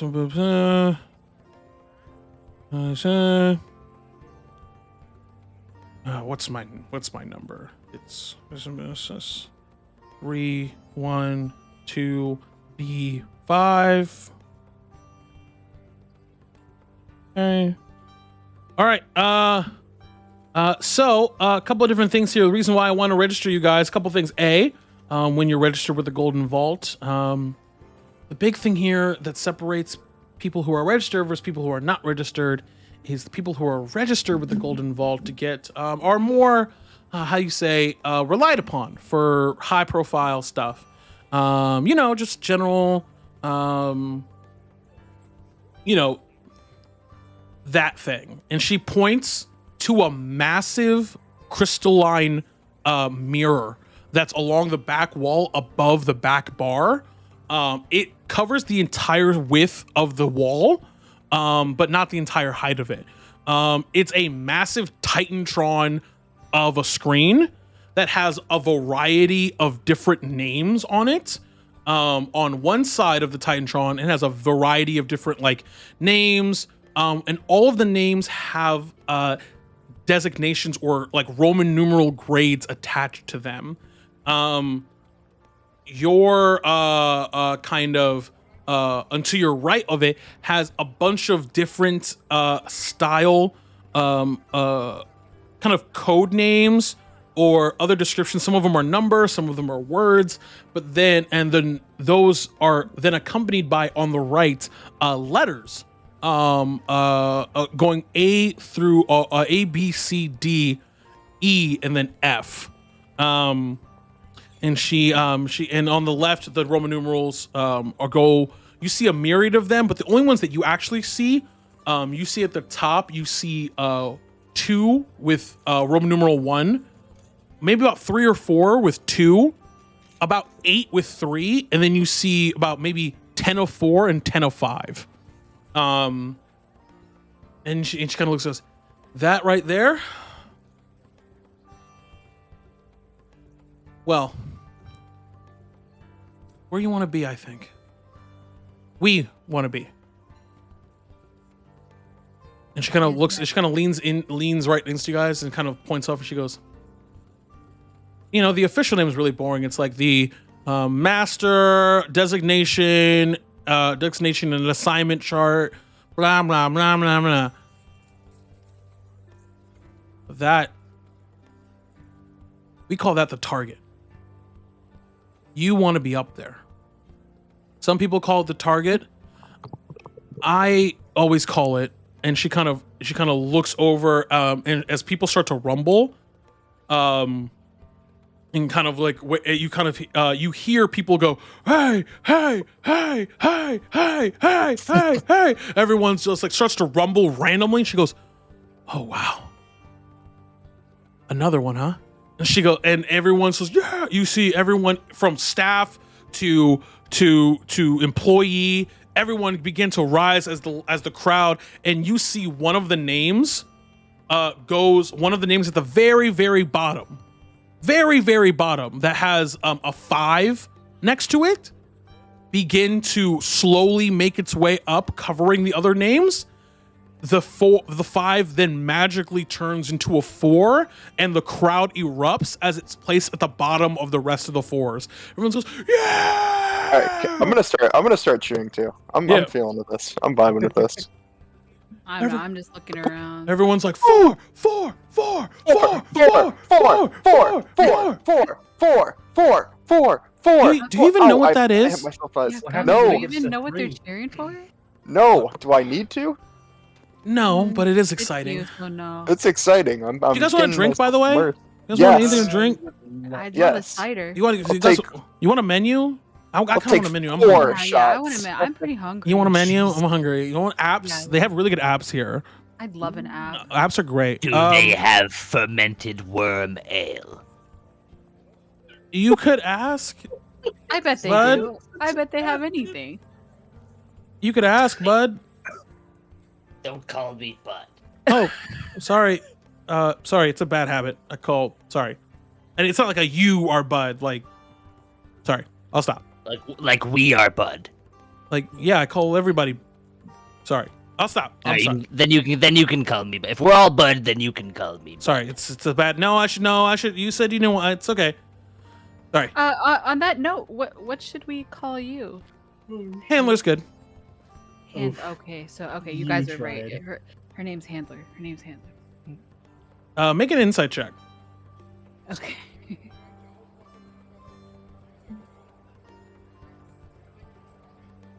$14. Hey. She was very purposely very short and quick to answer that question. All right, guys. Handler's probably not her name, but that's what we're gonna call her. I don't think anybody's name is actually. You see us half elven man comes around. All right, hey guys, someone called the bell. Oh, you want menus? Sure. She kind of hands out some paper menus. Soup of the day is clam chowder, and on tap is Red Hill Ale. So whatever you guys want. Both of those. Yeah, okay. One Red Hill and one Do you have fermented worm ale? I'll ask our bartender. I don't really know what that is. It's worm ale, Yeah. but it's fermented. Yeah, I'll ask. It's like more fermented than ale, so it's like double fermented. Yeah. Can I get 4 In shots of whiskey? in this Yeah, worm. okay, 4 shots of whiskey. Could I get a cider and these? I see you have these avocado egg rolls. Could I get those? Please? Yeah, sure. Those are great. And you see the handler goes, "Oh yeah. Let's get 2 of those. Let's get 2 of those." Okay, two. Okay, two yeah, of 2. them. We'll get 2 No, what avocado. bread? I'll take the garlic bread. No, garlic bread is garlic bread. You want the actual like garlic knots cuz we give you bread. Oh, you got the nut. Oh, I'll take some garlic nuts. Okay, garlic knots. Garlic knots. 2 orders of the avocado rolls. I'm wondering if you have another thing. Yeah. Do you have mozzarella sticks? Yeah, man. Good Yeah. choice. You Can want I have an order of mozzarella Yeah, sticks? 1 mozz, 2 I'll get avocado one, rolls. 2 mods. 2 mods. I'll get 2 one, okay, too. 2 mozz, 2 avocado rolls, 3 mods. 3 mozz. These are apps, guys. So it's like they're shareable. But okay, 3 Yeah. mozz. We eat a lot. Oh We're a yeah, team, no. but I was Like German I'm not judging. I'm just letting you guys know because you guys are new here, obviously. Okay, thank you so much. Yeah, trust me, we feed. And he kind of points over there to a party of 4 dwarves and 2 Goliaths as they're Oh, just all shit. munching on mutton legs. He's like, yeah, we're not really worried about that. We just want to make sure that everyone's aware that the apps are shareable by any medium to small size creatures. Okay. Right. Okay. So anyway, 3 motts, 2 avocado rolls, 4 shots of whiskey. You want 1 Red Hill, a cider. What did you want for food, Gummy? The guy in the back. One got a garlic nuts. Oh, and one garlic knots. Okay, cool. Wait, my clam chowder too. Don't forget. Oh yeah, no, I got it. Clam chowder. All right, Matt. all right, cool. You got all that? You see from behind him, you guys turn and look, and you guys see a goblin, a young, like maybe 17 years old goblin, like sweating through his shirt as he's furiously writing on a notepad. Yeah, I think I got it. Great, cool. All right. So this guy will take care of you. His name's Brett. Brett's in training. He'll be shadowing me. He'll be helping out. So if you guys have any questions, talk to me. Okay. All right. We'll be back with your drinks. Great, thank you. Brad. Guys, say thank you. You better be Thank back you. with me. Thank you. Brett. The handler goes, Thank you you. guys become comfortable so quickly. It's great. No, it's great. No. That right there is the wanted board. It's a double because the groups on the left are the most wanted, meaning that they're the people who get the most difficult jobs, and they're the people that usually authorities are looking for. But usually we do a pretty good job here at the Golden Vault of getting them out of any publications or things like that. Usually, if you're not an operative like you guys and you still work for the Golden Vault, you work in a variety of things. Clerks, law enforcement, things like that, to kind of help you guys on the back end. But those groups are wanted because they seem to be very successful and do a great job. And the right side is wanted because those are some of the more difficult jobs, and that pay the best. They usually, they technically can range from anywhere to A to F, and usually A's, and then they're kind of assigned by your rank. So your rank goes from 10 all the way up to 1, and the lower your number, the higher your grade. And the higher your grade, the better your payout, and usually the more dangerous the mission. At that point, a lot of those are not necessarily doing them for money exactly, but a lot of them are usually for altruistic purposes, freeing prisoners of war, liberating countries, things like that. Stealing stolen artifacts, things like important stuff. Not that what you guys did was unimportant, but you know what I'm saying. Yeah, we understand. Felt like Swear. the world was gonna end. Right, yeah, like It's pretty important. That Yeah. was an Eldritch Horror.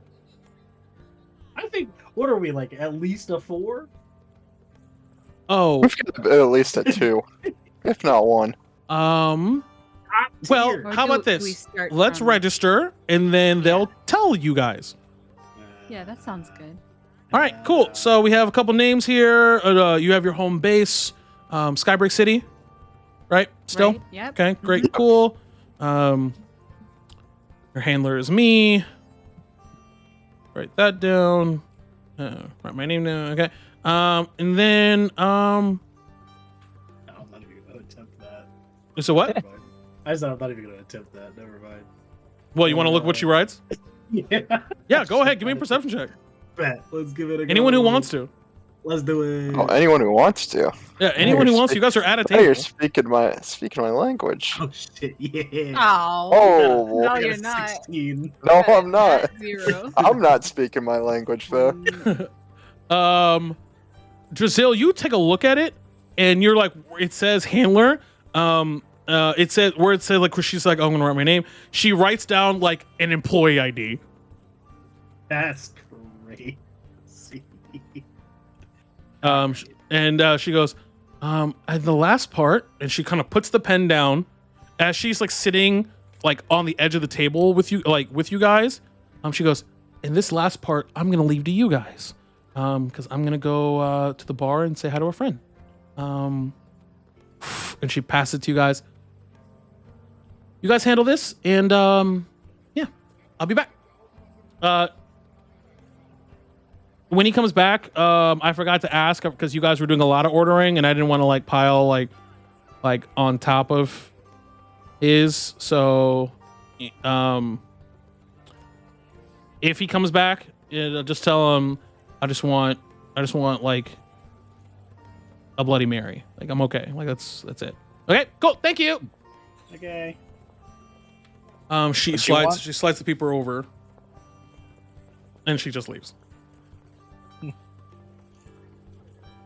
So what are we gonna fill out? You look at the paper. Yeah. You pull the paper to you guys, and you see it's all filled out. Most of the information here wouldn't make sense to most of you. A lot of it's like designation. A lot of it is like checked boxes of reporting, observation, recruitment. Has the dates of which you've recruited. You also see that there is a field, and I'm not even gonna make you roll for this because you're just reading the form. She left it for a reason. That there is a form that says assessment mission completed, yes or no, and then it says yes, and then it says with additional assistance, it says no. Ooh. And it has the date in which you guys infiltrated the Varkenbluff Museum of Natural History. We took the fucking egg. If anyone we would like did. to make a general intelligence check or insight check, they are more than welcome to do so here to see if you can understand like what the form is implying. Dude, I'm Insight, dumb as shit today. Oh, that's 3 nat ones, baby, wow, in a row. Brazil. Not here, but like in general. Yeah, I got a 20. Anyone who rolled above a 16. Me and Tanooks. Kaka and Drazil, you come to the realization of a couple of things. Oh, And I And got Mirabelle. Oh. You all are reading it, and you all Ooh, come to the let's go, conclusion simultaneously as you all look at each other. Mm. The Varkenbluff Museum of Natural History job was an assessment. It was a test. I fucking knew it. And I'm gonna lose my shit. and the job itself was very real, but you get the inclination that based off of the form and how she's filled out and just the checked boxes, that especially with a 23 insight, Drazil, you are the one, and actually with a 20, Kaka, you both know. Wait, did she have a second team ready to bail us out if we fuck up? It What? looks like it. and and that's where it says with additional assistance. It says no. So we some baby back bitches. So you guys didn't need it, but We it didn't was need it. there. We not then. I mean, that's kind of comforting in case we did get into a bad spot, you know? Right, but I feel like that means had we, gotten into that bad spot, no more jobs for us. Well, yeah, Why that's put true, us in a too. situation where there could be more of a potential risk than a potential win? I get that it's an assessment, but still. Gotta make sure you're cut out, I guess. Yeah, they just I wanted to see what we were made of, and we did But a to great job. have backup, how much faith did they have in us overall, after all? Well, we don't know. They might have backup for every team, unless Sorry. it's I did maybe almost number die. one. It was our first job. We almost Backup know? for died. the backup. Who Yeah. snipes the snipers? Exactly. Good question. It's all right. It's all right. Intelligence Paul. saving throw. No, I'm kidding. I was really about to click. I'm +4, so it would have been okay. Maybe. As you guys are reading the form, that's the big thing you get. But the last part, at the very bottom of the form, there's a place for all of you to sign. She has already signed, and again, her sign is just her employee ID in cursive. Yeah. It's not not in cursive. It's in very, it looks like she typed it. That's how good her handwriting is. That's insane. And there is a place that just says party designation. Oh. And you guys look to the board, and you all see the board doesn't have individual names. It has group designations. Shit. Well, this just turned into a 6-hour session. Congratulations. I got us, bro. I got us. I have faith in you.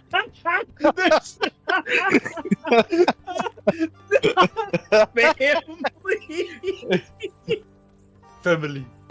Family. I'm just kidding. That was pretty good though.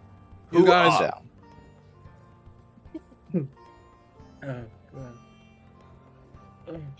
Do we literally have to decide right now?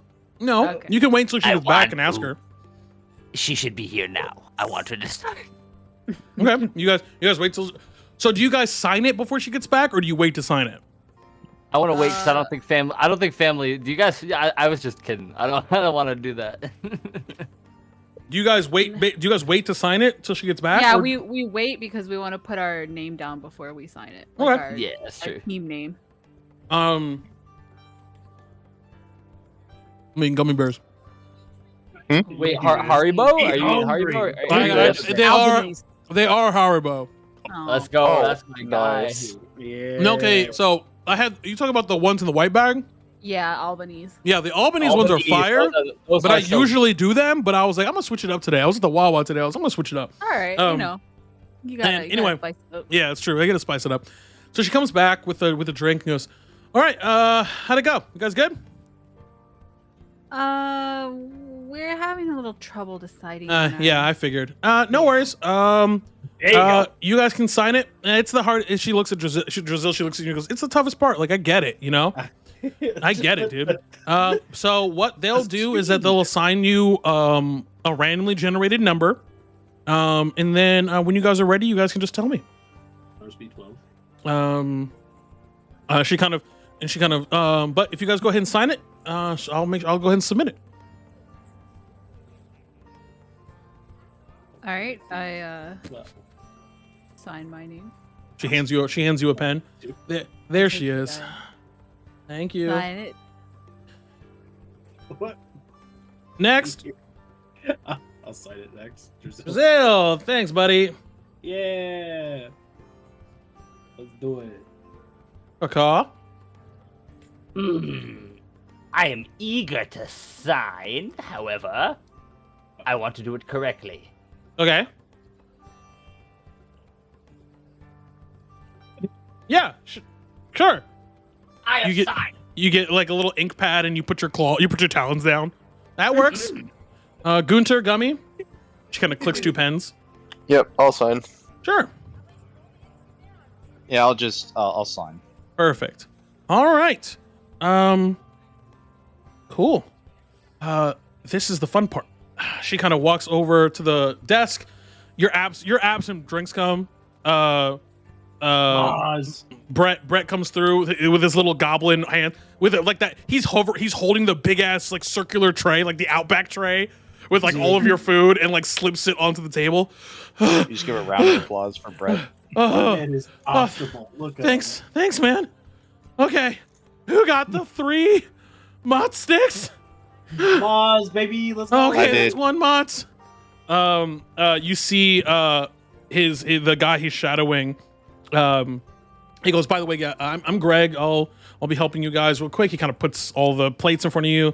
All right, cool. And then here's your Bloody Mary, ma'am. We're all good to go. All right, thank you guys so much. And he kind of looks back and sees the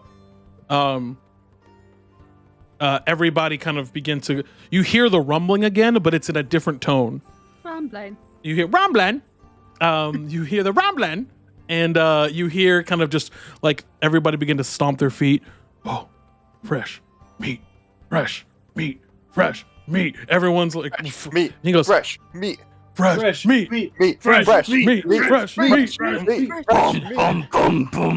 And he goes, There's an Arby's. he goes, oh, cool. Oh yeah, congrats, by the way. And try to smile. He kind of walks away, takes Brett by the by the back of the scruff of the neck. Come on. The handler goes, okay.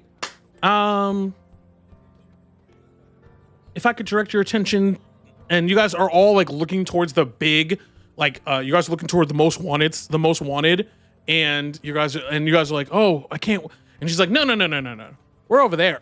And she points to a dimly lit corner of the wall where it has a bunch of different teams, and it's just on a wood plank, and it's drawn in chalk.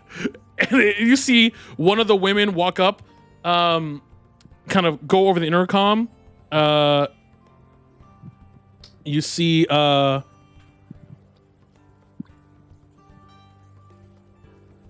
of the women just get on the old microphone there. Oh no. Ladies and gentlemen, we have a brand new troop joining us today. Please give it up for designation 1312D. Everyone's like, yeah. Yeah. 1312D. 1312D. 1312D.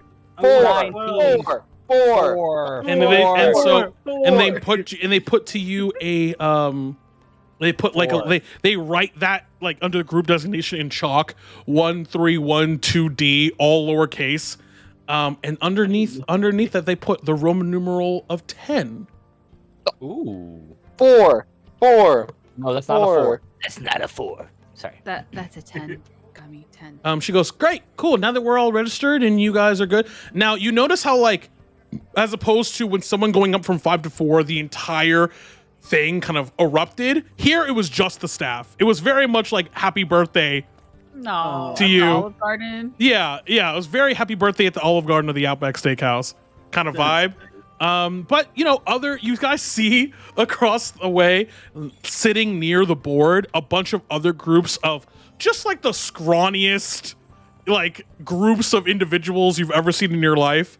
Some of which you see a group of all young half elves with like pressed shirts, sitting in front of like typewriters, all talking to each other, and designing and writing blueprints. You see a bunch of tieflings kind of just playing hacky sack with each other, but like instead of with a hacky sack, they're playing with a knife.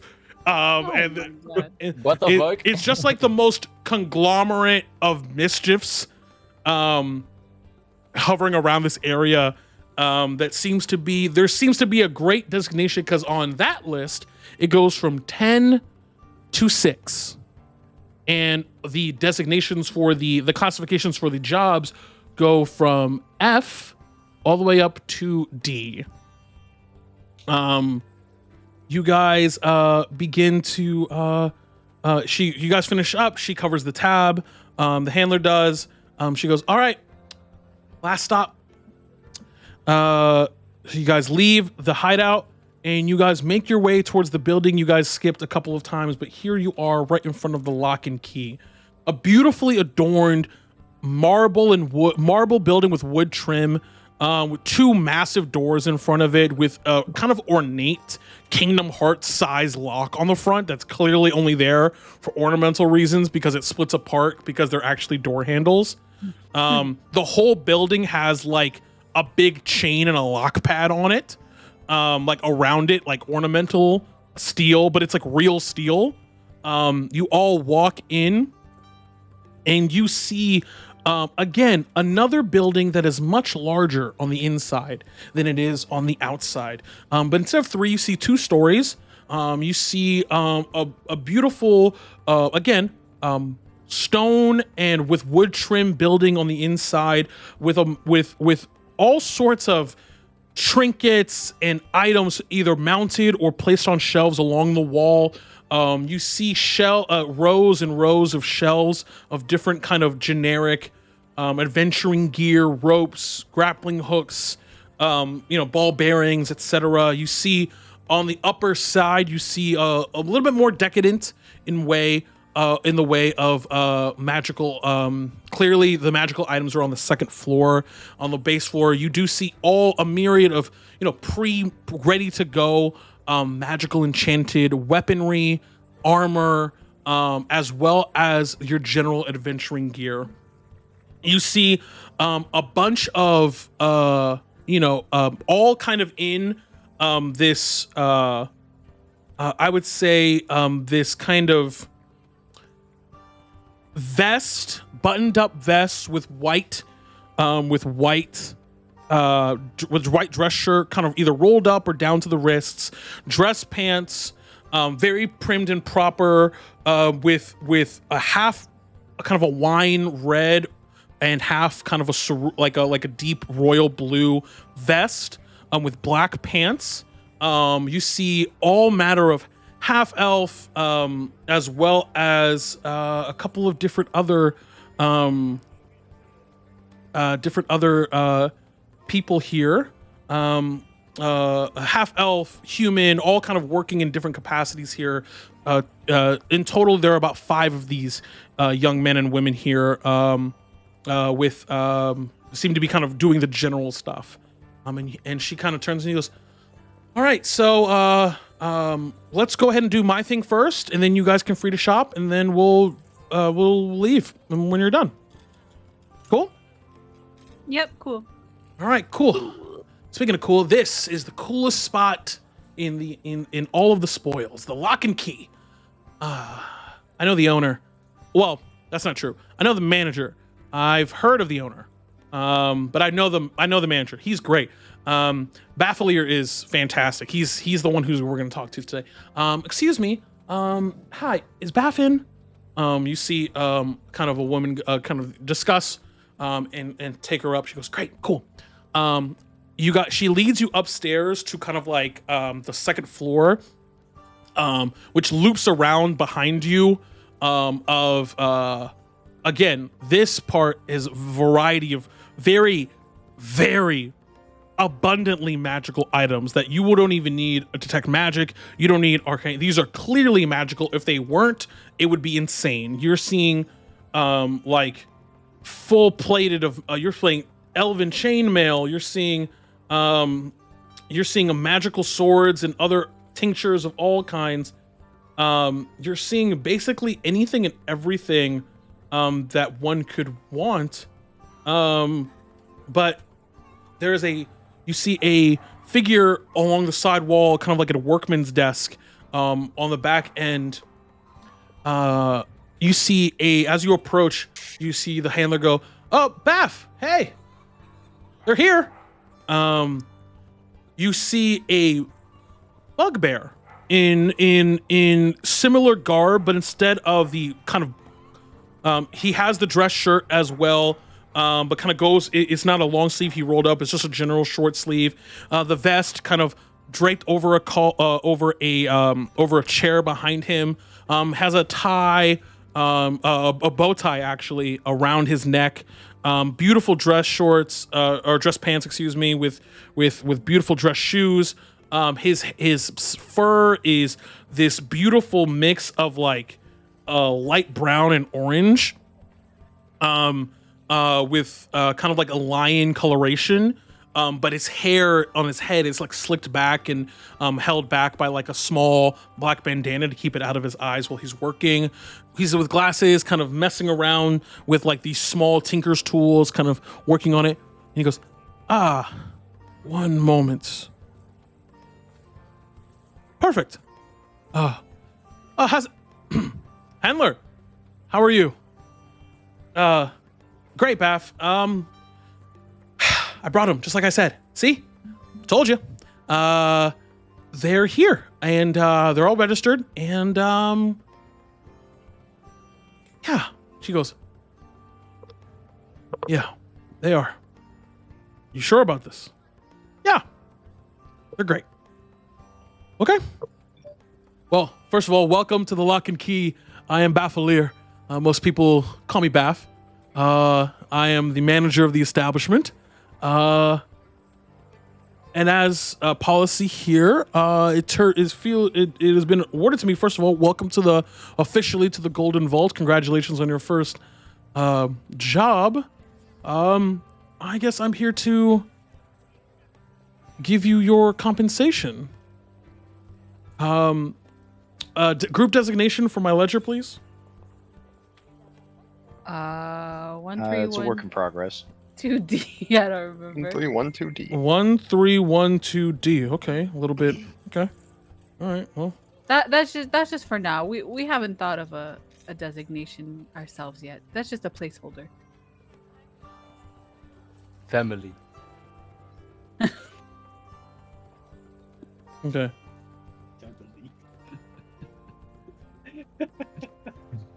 All right. 1312D. All right, perfect. So looks to me that the mission you. Oh. Okay. Sure. Which means he kind of closes opens his ledger. Oh, my bad. Or you can select basically any item, and with anything outside of that we can discuss from this catalog. And he kind of pushes it to you guys. Anything in particular you're looking for to be helping you, or anything like that in terms of magical items of any kind? Maybe I can provide some recommendations or anything that I can maybe assist you with as you fledgling Golden Vault operatives continue to work. What's your best item? Well, I hate to give you this answer, but it's subjective. It depends on what you want. Depends on what you need. Do you need something for firepower? Do you need something for infiltration or disguising, or something more combat oriented? It really depends. I know that's not a good answer. And it's a good answer. It's a good answer. Do you mind if we huddle up for a second? Oh yeah, of course. Yeah. Handler. Let's leave them alone. Let me actually show you what I got over here and what I'm working on. Yeah. Okay. Take your time, guys. He's here all day. And then she leaves you guys to kind of walk around and discuss. Thank you. All right, guys. What are you thinking? So it's just one item for the group. It is one item for the group of uncommon. What do you call it? Uncommon rarity.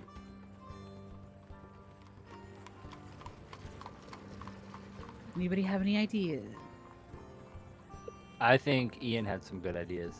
Yeah, Gunter, weren't you saying something in the ride over? I can't remember. I mean, like, we have like a few options here that I think could work pretty well for the group. He leaves you, by the way, the like the ledger, and it's basically just a list of all the uncommon magical items. Mm-hmm. Let me just pull that up. I'll be honest. When you first told us this, I thought we all got a uncommon magical Nope, item, it is one for you all. and then I read it again, and it's like, oh, we get one. We could do like a robe of useful items. You could do like an ever smoking bottle, deck of illusions, hat of disguise. What is everybody feeling? I was looking at the deck of illusions, and I thought that looked pretty cool, and it was pretty versatile.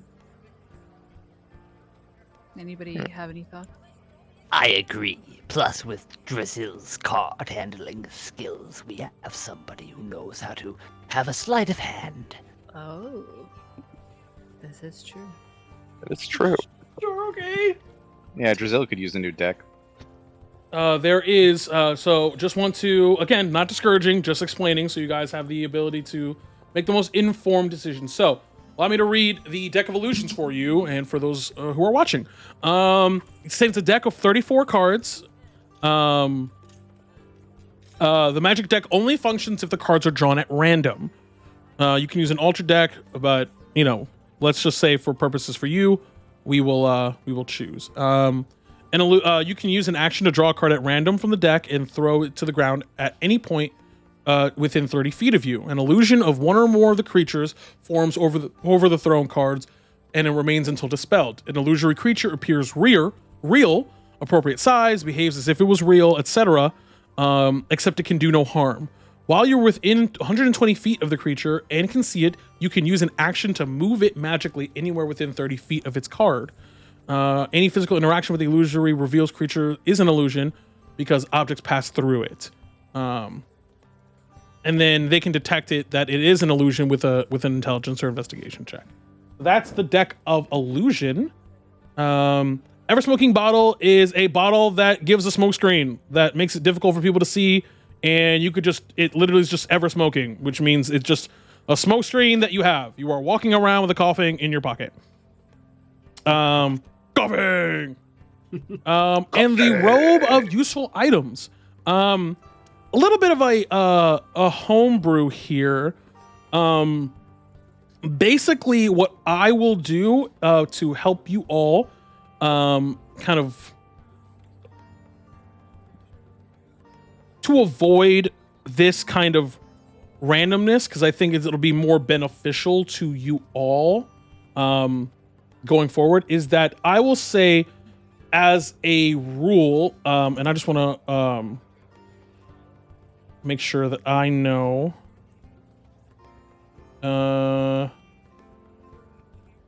Yeah, okay. The robe of useful items, for our purposes of our game, will allow you to create anything you want as long as its value is under 15 gold. Oh, well, that's pretty cool. And you can do it forever. You can, as long as you want. You can do, but whatever. But you can only create something that's under 15 gold, and you can only create, it takes an action to use if you're using it in combat to create something, okay? And you can't have that thing on you. It has to be something you do not have, because otherwise it wouldn't be useful. Right. Literally. So if you have 50 feet of rope, you can, and you have the robe on, you cannot create an additional 50 feet of rope. Mm-hmm. If you throw away or lose your 50 feet of rope, only then can you create 50 feet of rope. And then the other thing, What about 25 feet of rope? Sure. The last thing would be, it has to be something that you've seen before. Okay, so you can't like invent something. You cannot invent something. It has to be something that you are aware of before you before you try to materialize it. Mm-hmm. So under 15 gold cannot be something you already have on your person, and it has to be something you've already seen. Those are the only 3 restrictions. And I'll say for flavor, it can look however you want. The thing you make and or the actual robe. It doesn't have to be an actual robe. It can be whatever. It could be a jacket if you want. Okay. So those are the 3 things. that we talked about, and then the hat of disguise, which is also here in this ledger. I made a list of things that I would say yes and the things I would say no to. Basically just lets you cast disguise self at will, which is a spell which allows you to look like anyone else while you wear the hat. Now, I like that. I will say, narratively speaking, this would be in the thing, and I think it would be very fun. If you're using the hat of disguise, your disguise also is wearing a hat. It can be a different hat, Well, obviously. but you're wearing a hat. Okay. So that's everything that we've talked about. If there's anything else you're thinking of, I can. Those are some things that I also would probably, recommend as well. So get stuff to Ian on that. But unless there's something in particular that you guys are, looking for that's outside of that, I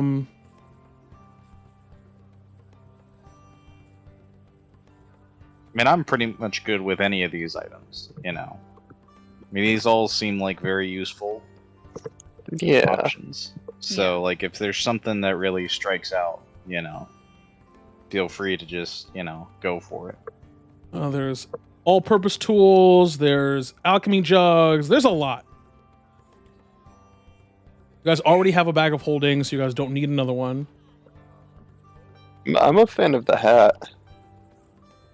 Yeah, I want to go to a hat. That'd be fun. Yeah, Boots I'm of down elven to have the hat. kind. I say the hat or the robe. Either one. This is your first decision as a group. You have 5 people. Will they make a decision? Yes. I want the hat. I want the hat. The hat. Let's We're get a doing free the hat. hat. We're doing the You- hat. We're Yeah, doing the hat. hat. It's the Hat. membership hat. Majority. I want them to have new hats. All right. Okay, so you guys decide on the hat. You see kind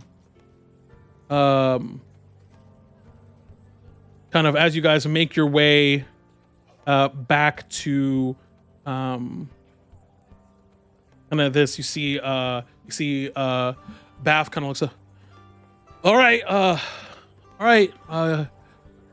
my young friends, have you made up your mind? Yeah, I want the Let hat. me go ahead. There you go. Yeah, give us the hat. Hat. Oh, good choice. Let me get my tailor up here. Rodrigo. Can I borrow you for a second? You see, kind of a very, a young man, bald, beautifully dressed, even more so like there's the uniform that everyone wears here is pretty standard and pretty beautifully dressed, but he's like even more flamboyant as he walks up with like tailor's measuring tape around his neck. And he, you see he's bald, dark skin, has like a goatee, very slender, probably in his late 50s, early 60s, but still very spry. Yes, Master Baffalier. Seems our friends here are in need of a hat. Ooh.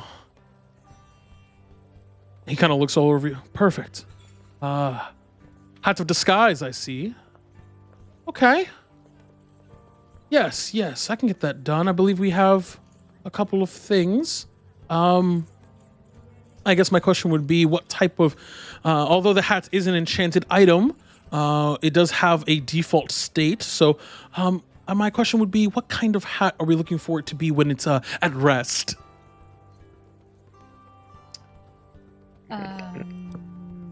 What about? What are you guys thinking? And don't worry about cranium size. The magical enchantment will allow it to be placed on comfortably on whoever's head. It's more of a stylistic thing. Can it be a top hat? Yeah, I think a top hat. Top hat is good. What about a? Okay. What? Top You know, hat. what about Yes, ma'am. I was What- like- fedora? A bowler hat. yeah. I A don't know. bowler, fedora. We have all these beautiful options.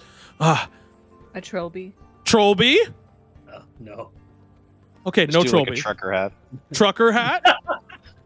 Ooh. Okay, top hat. I'm seeing a Ooh, lot how of about a conflicting. construction helmet? Okay, that's not a hat. That's a helmet. What? It's the same thing. No, No, do you there's mean? a big difference No. between a hat and a helmet. No. no, Absolutely not. Move along, sir. no. Oh, shit. I don't make helmets. Oh. Make hats. Women want me disguises fear me. I've Trucker got helmet hat as hair. well. Yeah, just just the fucking like Bass Pro hat.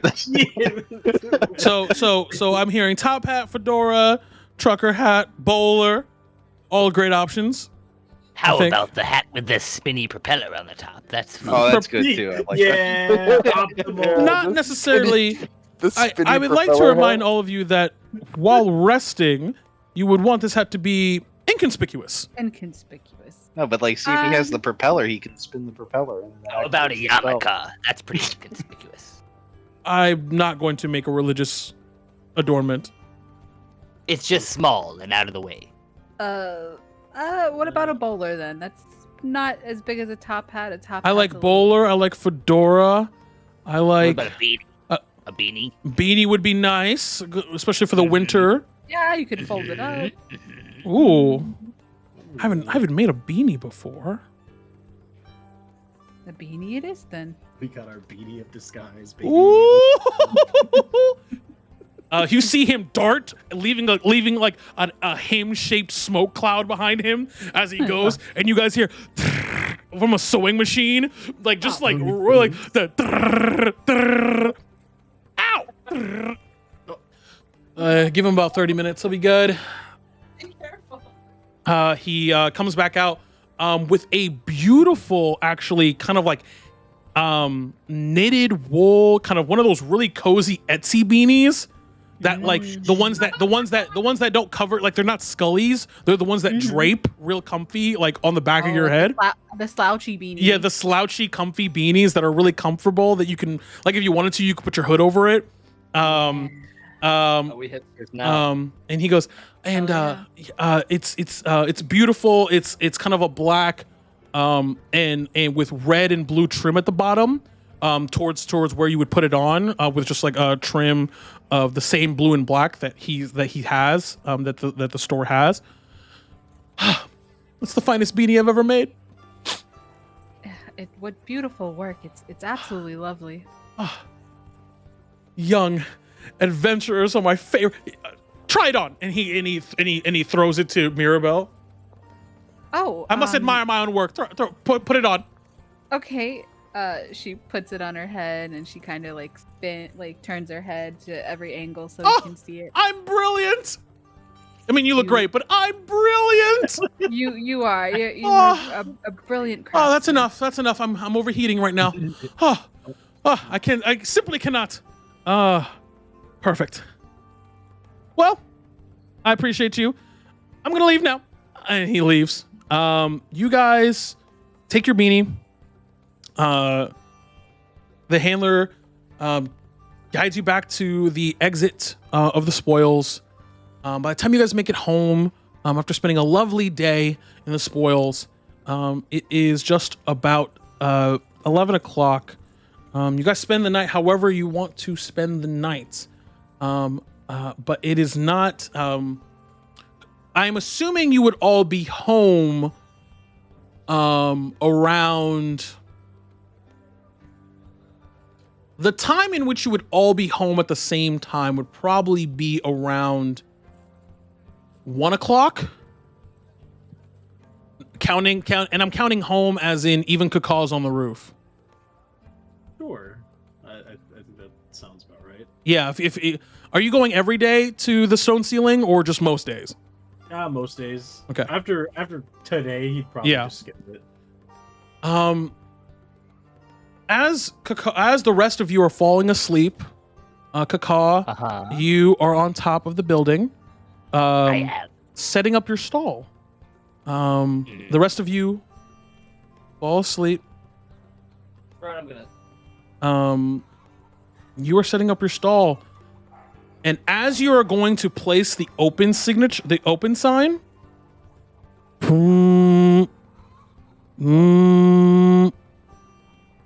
It must be one of my. Wait. And I'm gonna rummage through my little satchel. No. You find a beautiful golden small pulse from the stone begins to vibrate. Was it golden? But when it lit before, was it? It's just color? opaque. It's just opaque. But when it starts to vibrate, it just pulses a golden kind of deep amber hue. It pulses gold. Yeah. Oh, okay. Beautiful. So again, so soon. I'm gonna flip my sign. I'm gonna say also, like, Mirabelle, you got your sword back, by the way.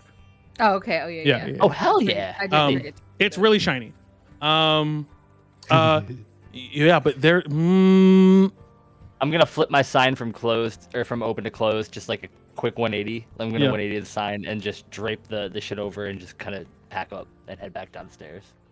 You guys subsequently all within your different rooms. Drizil, you hear as you're laying down. It's on your. Where do you put the summon stone at night?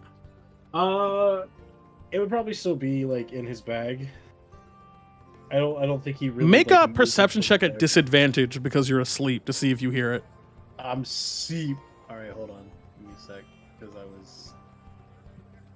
Have to give me a minute. I clicked off the character sheet to look at items. Perception at disadvantage. Let's go. All right, there's room for failure. 16 as my lowest. Yeah, Oh, no. you definitely hear it coming from your bag. You hear. Oh, good.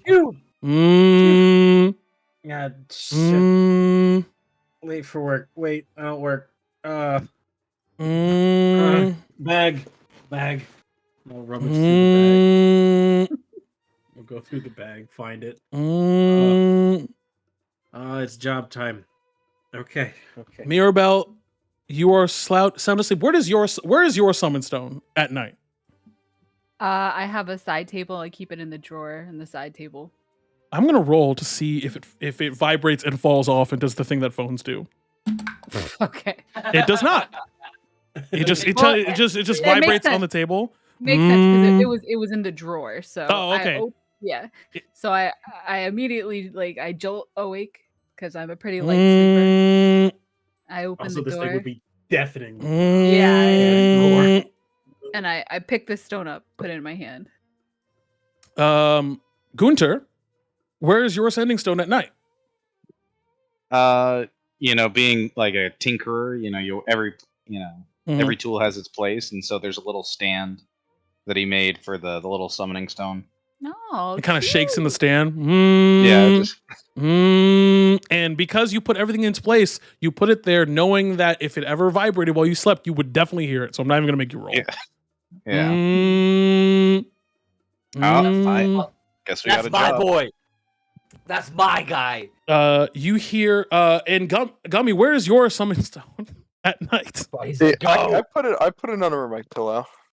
Okay, so keep it under my pillow. It begins to vibrate. It is around the size of half of you, and you just begin to shake, like violently shaking. What the fuck? Oh, it's time to work.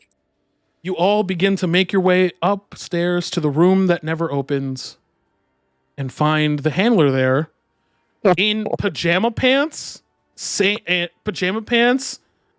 slippers, hair up in like a bun, glasses still on, coffee cup in hand, and with a robe on, covering a dress shirt. All right, you guys. All right, here's the key. Here's the key. Let me know if you have questions. I'm just gonna sit right here. I'm not sleeping. Just let me know. The music box is in the center of the table like it always is, as she slides the key over. This time, where the key had a mouth, on the hilt of the key, for the last one. This one, when you grab it, you see it morph the handle into something that a winged creature with horns coming out of it, holding what appears to be a sphere, mask, faceless creature, hood on, and it just kind of sits there. It's beautiful, and the music box sits before you. Okay, who wants to open the box this time? Not it. Who opened it last time? I did, but not it this time. I'll open it this time. All right, I slide the key to Gummy. You take the key, Gummy, and you put it in the music box, and much as it did before, the key Gummy, evaporates into golden dust and then reforms as a record that places on the small record player inside the music box. That looks like your gong.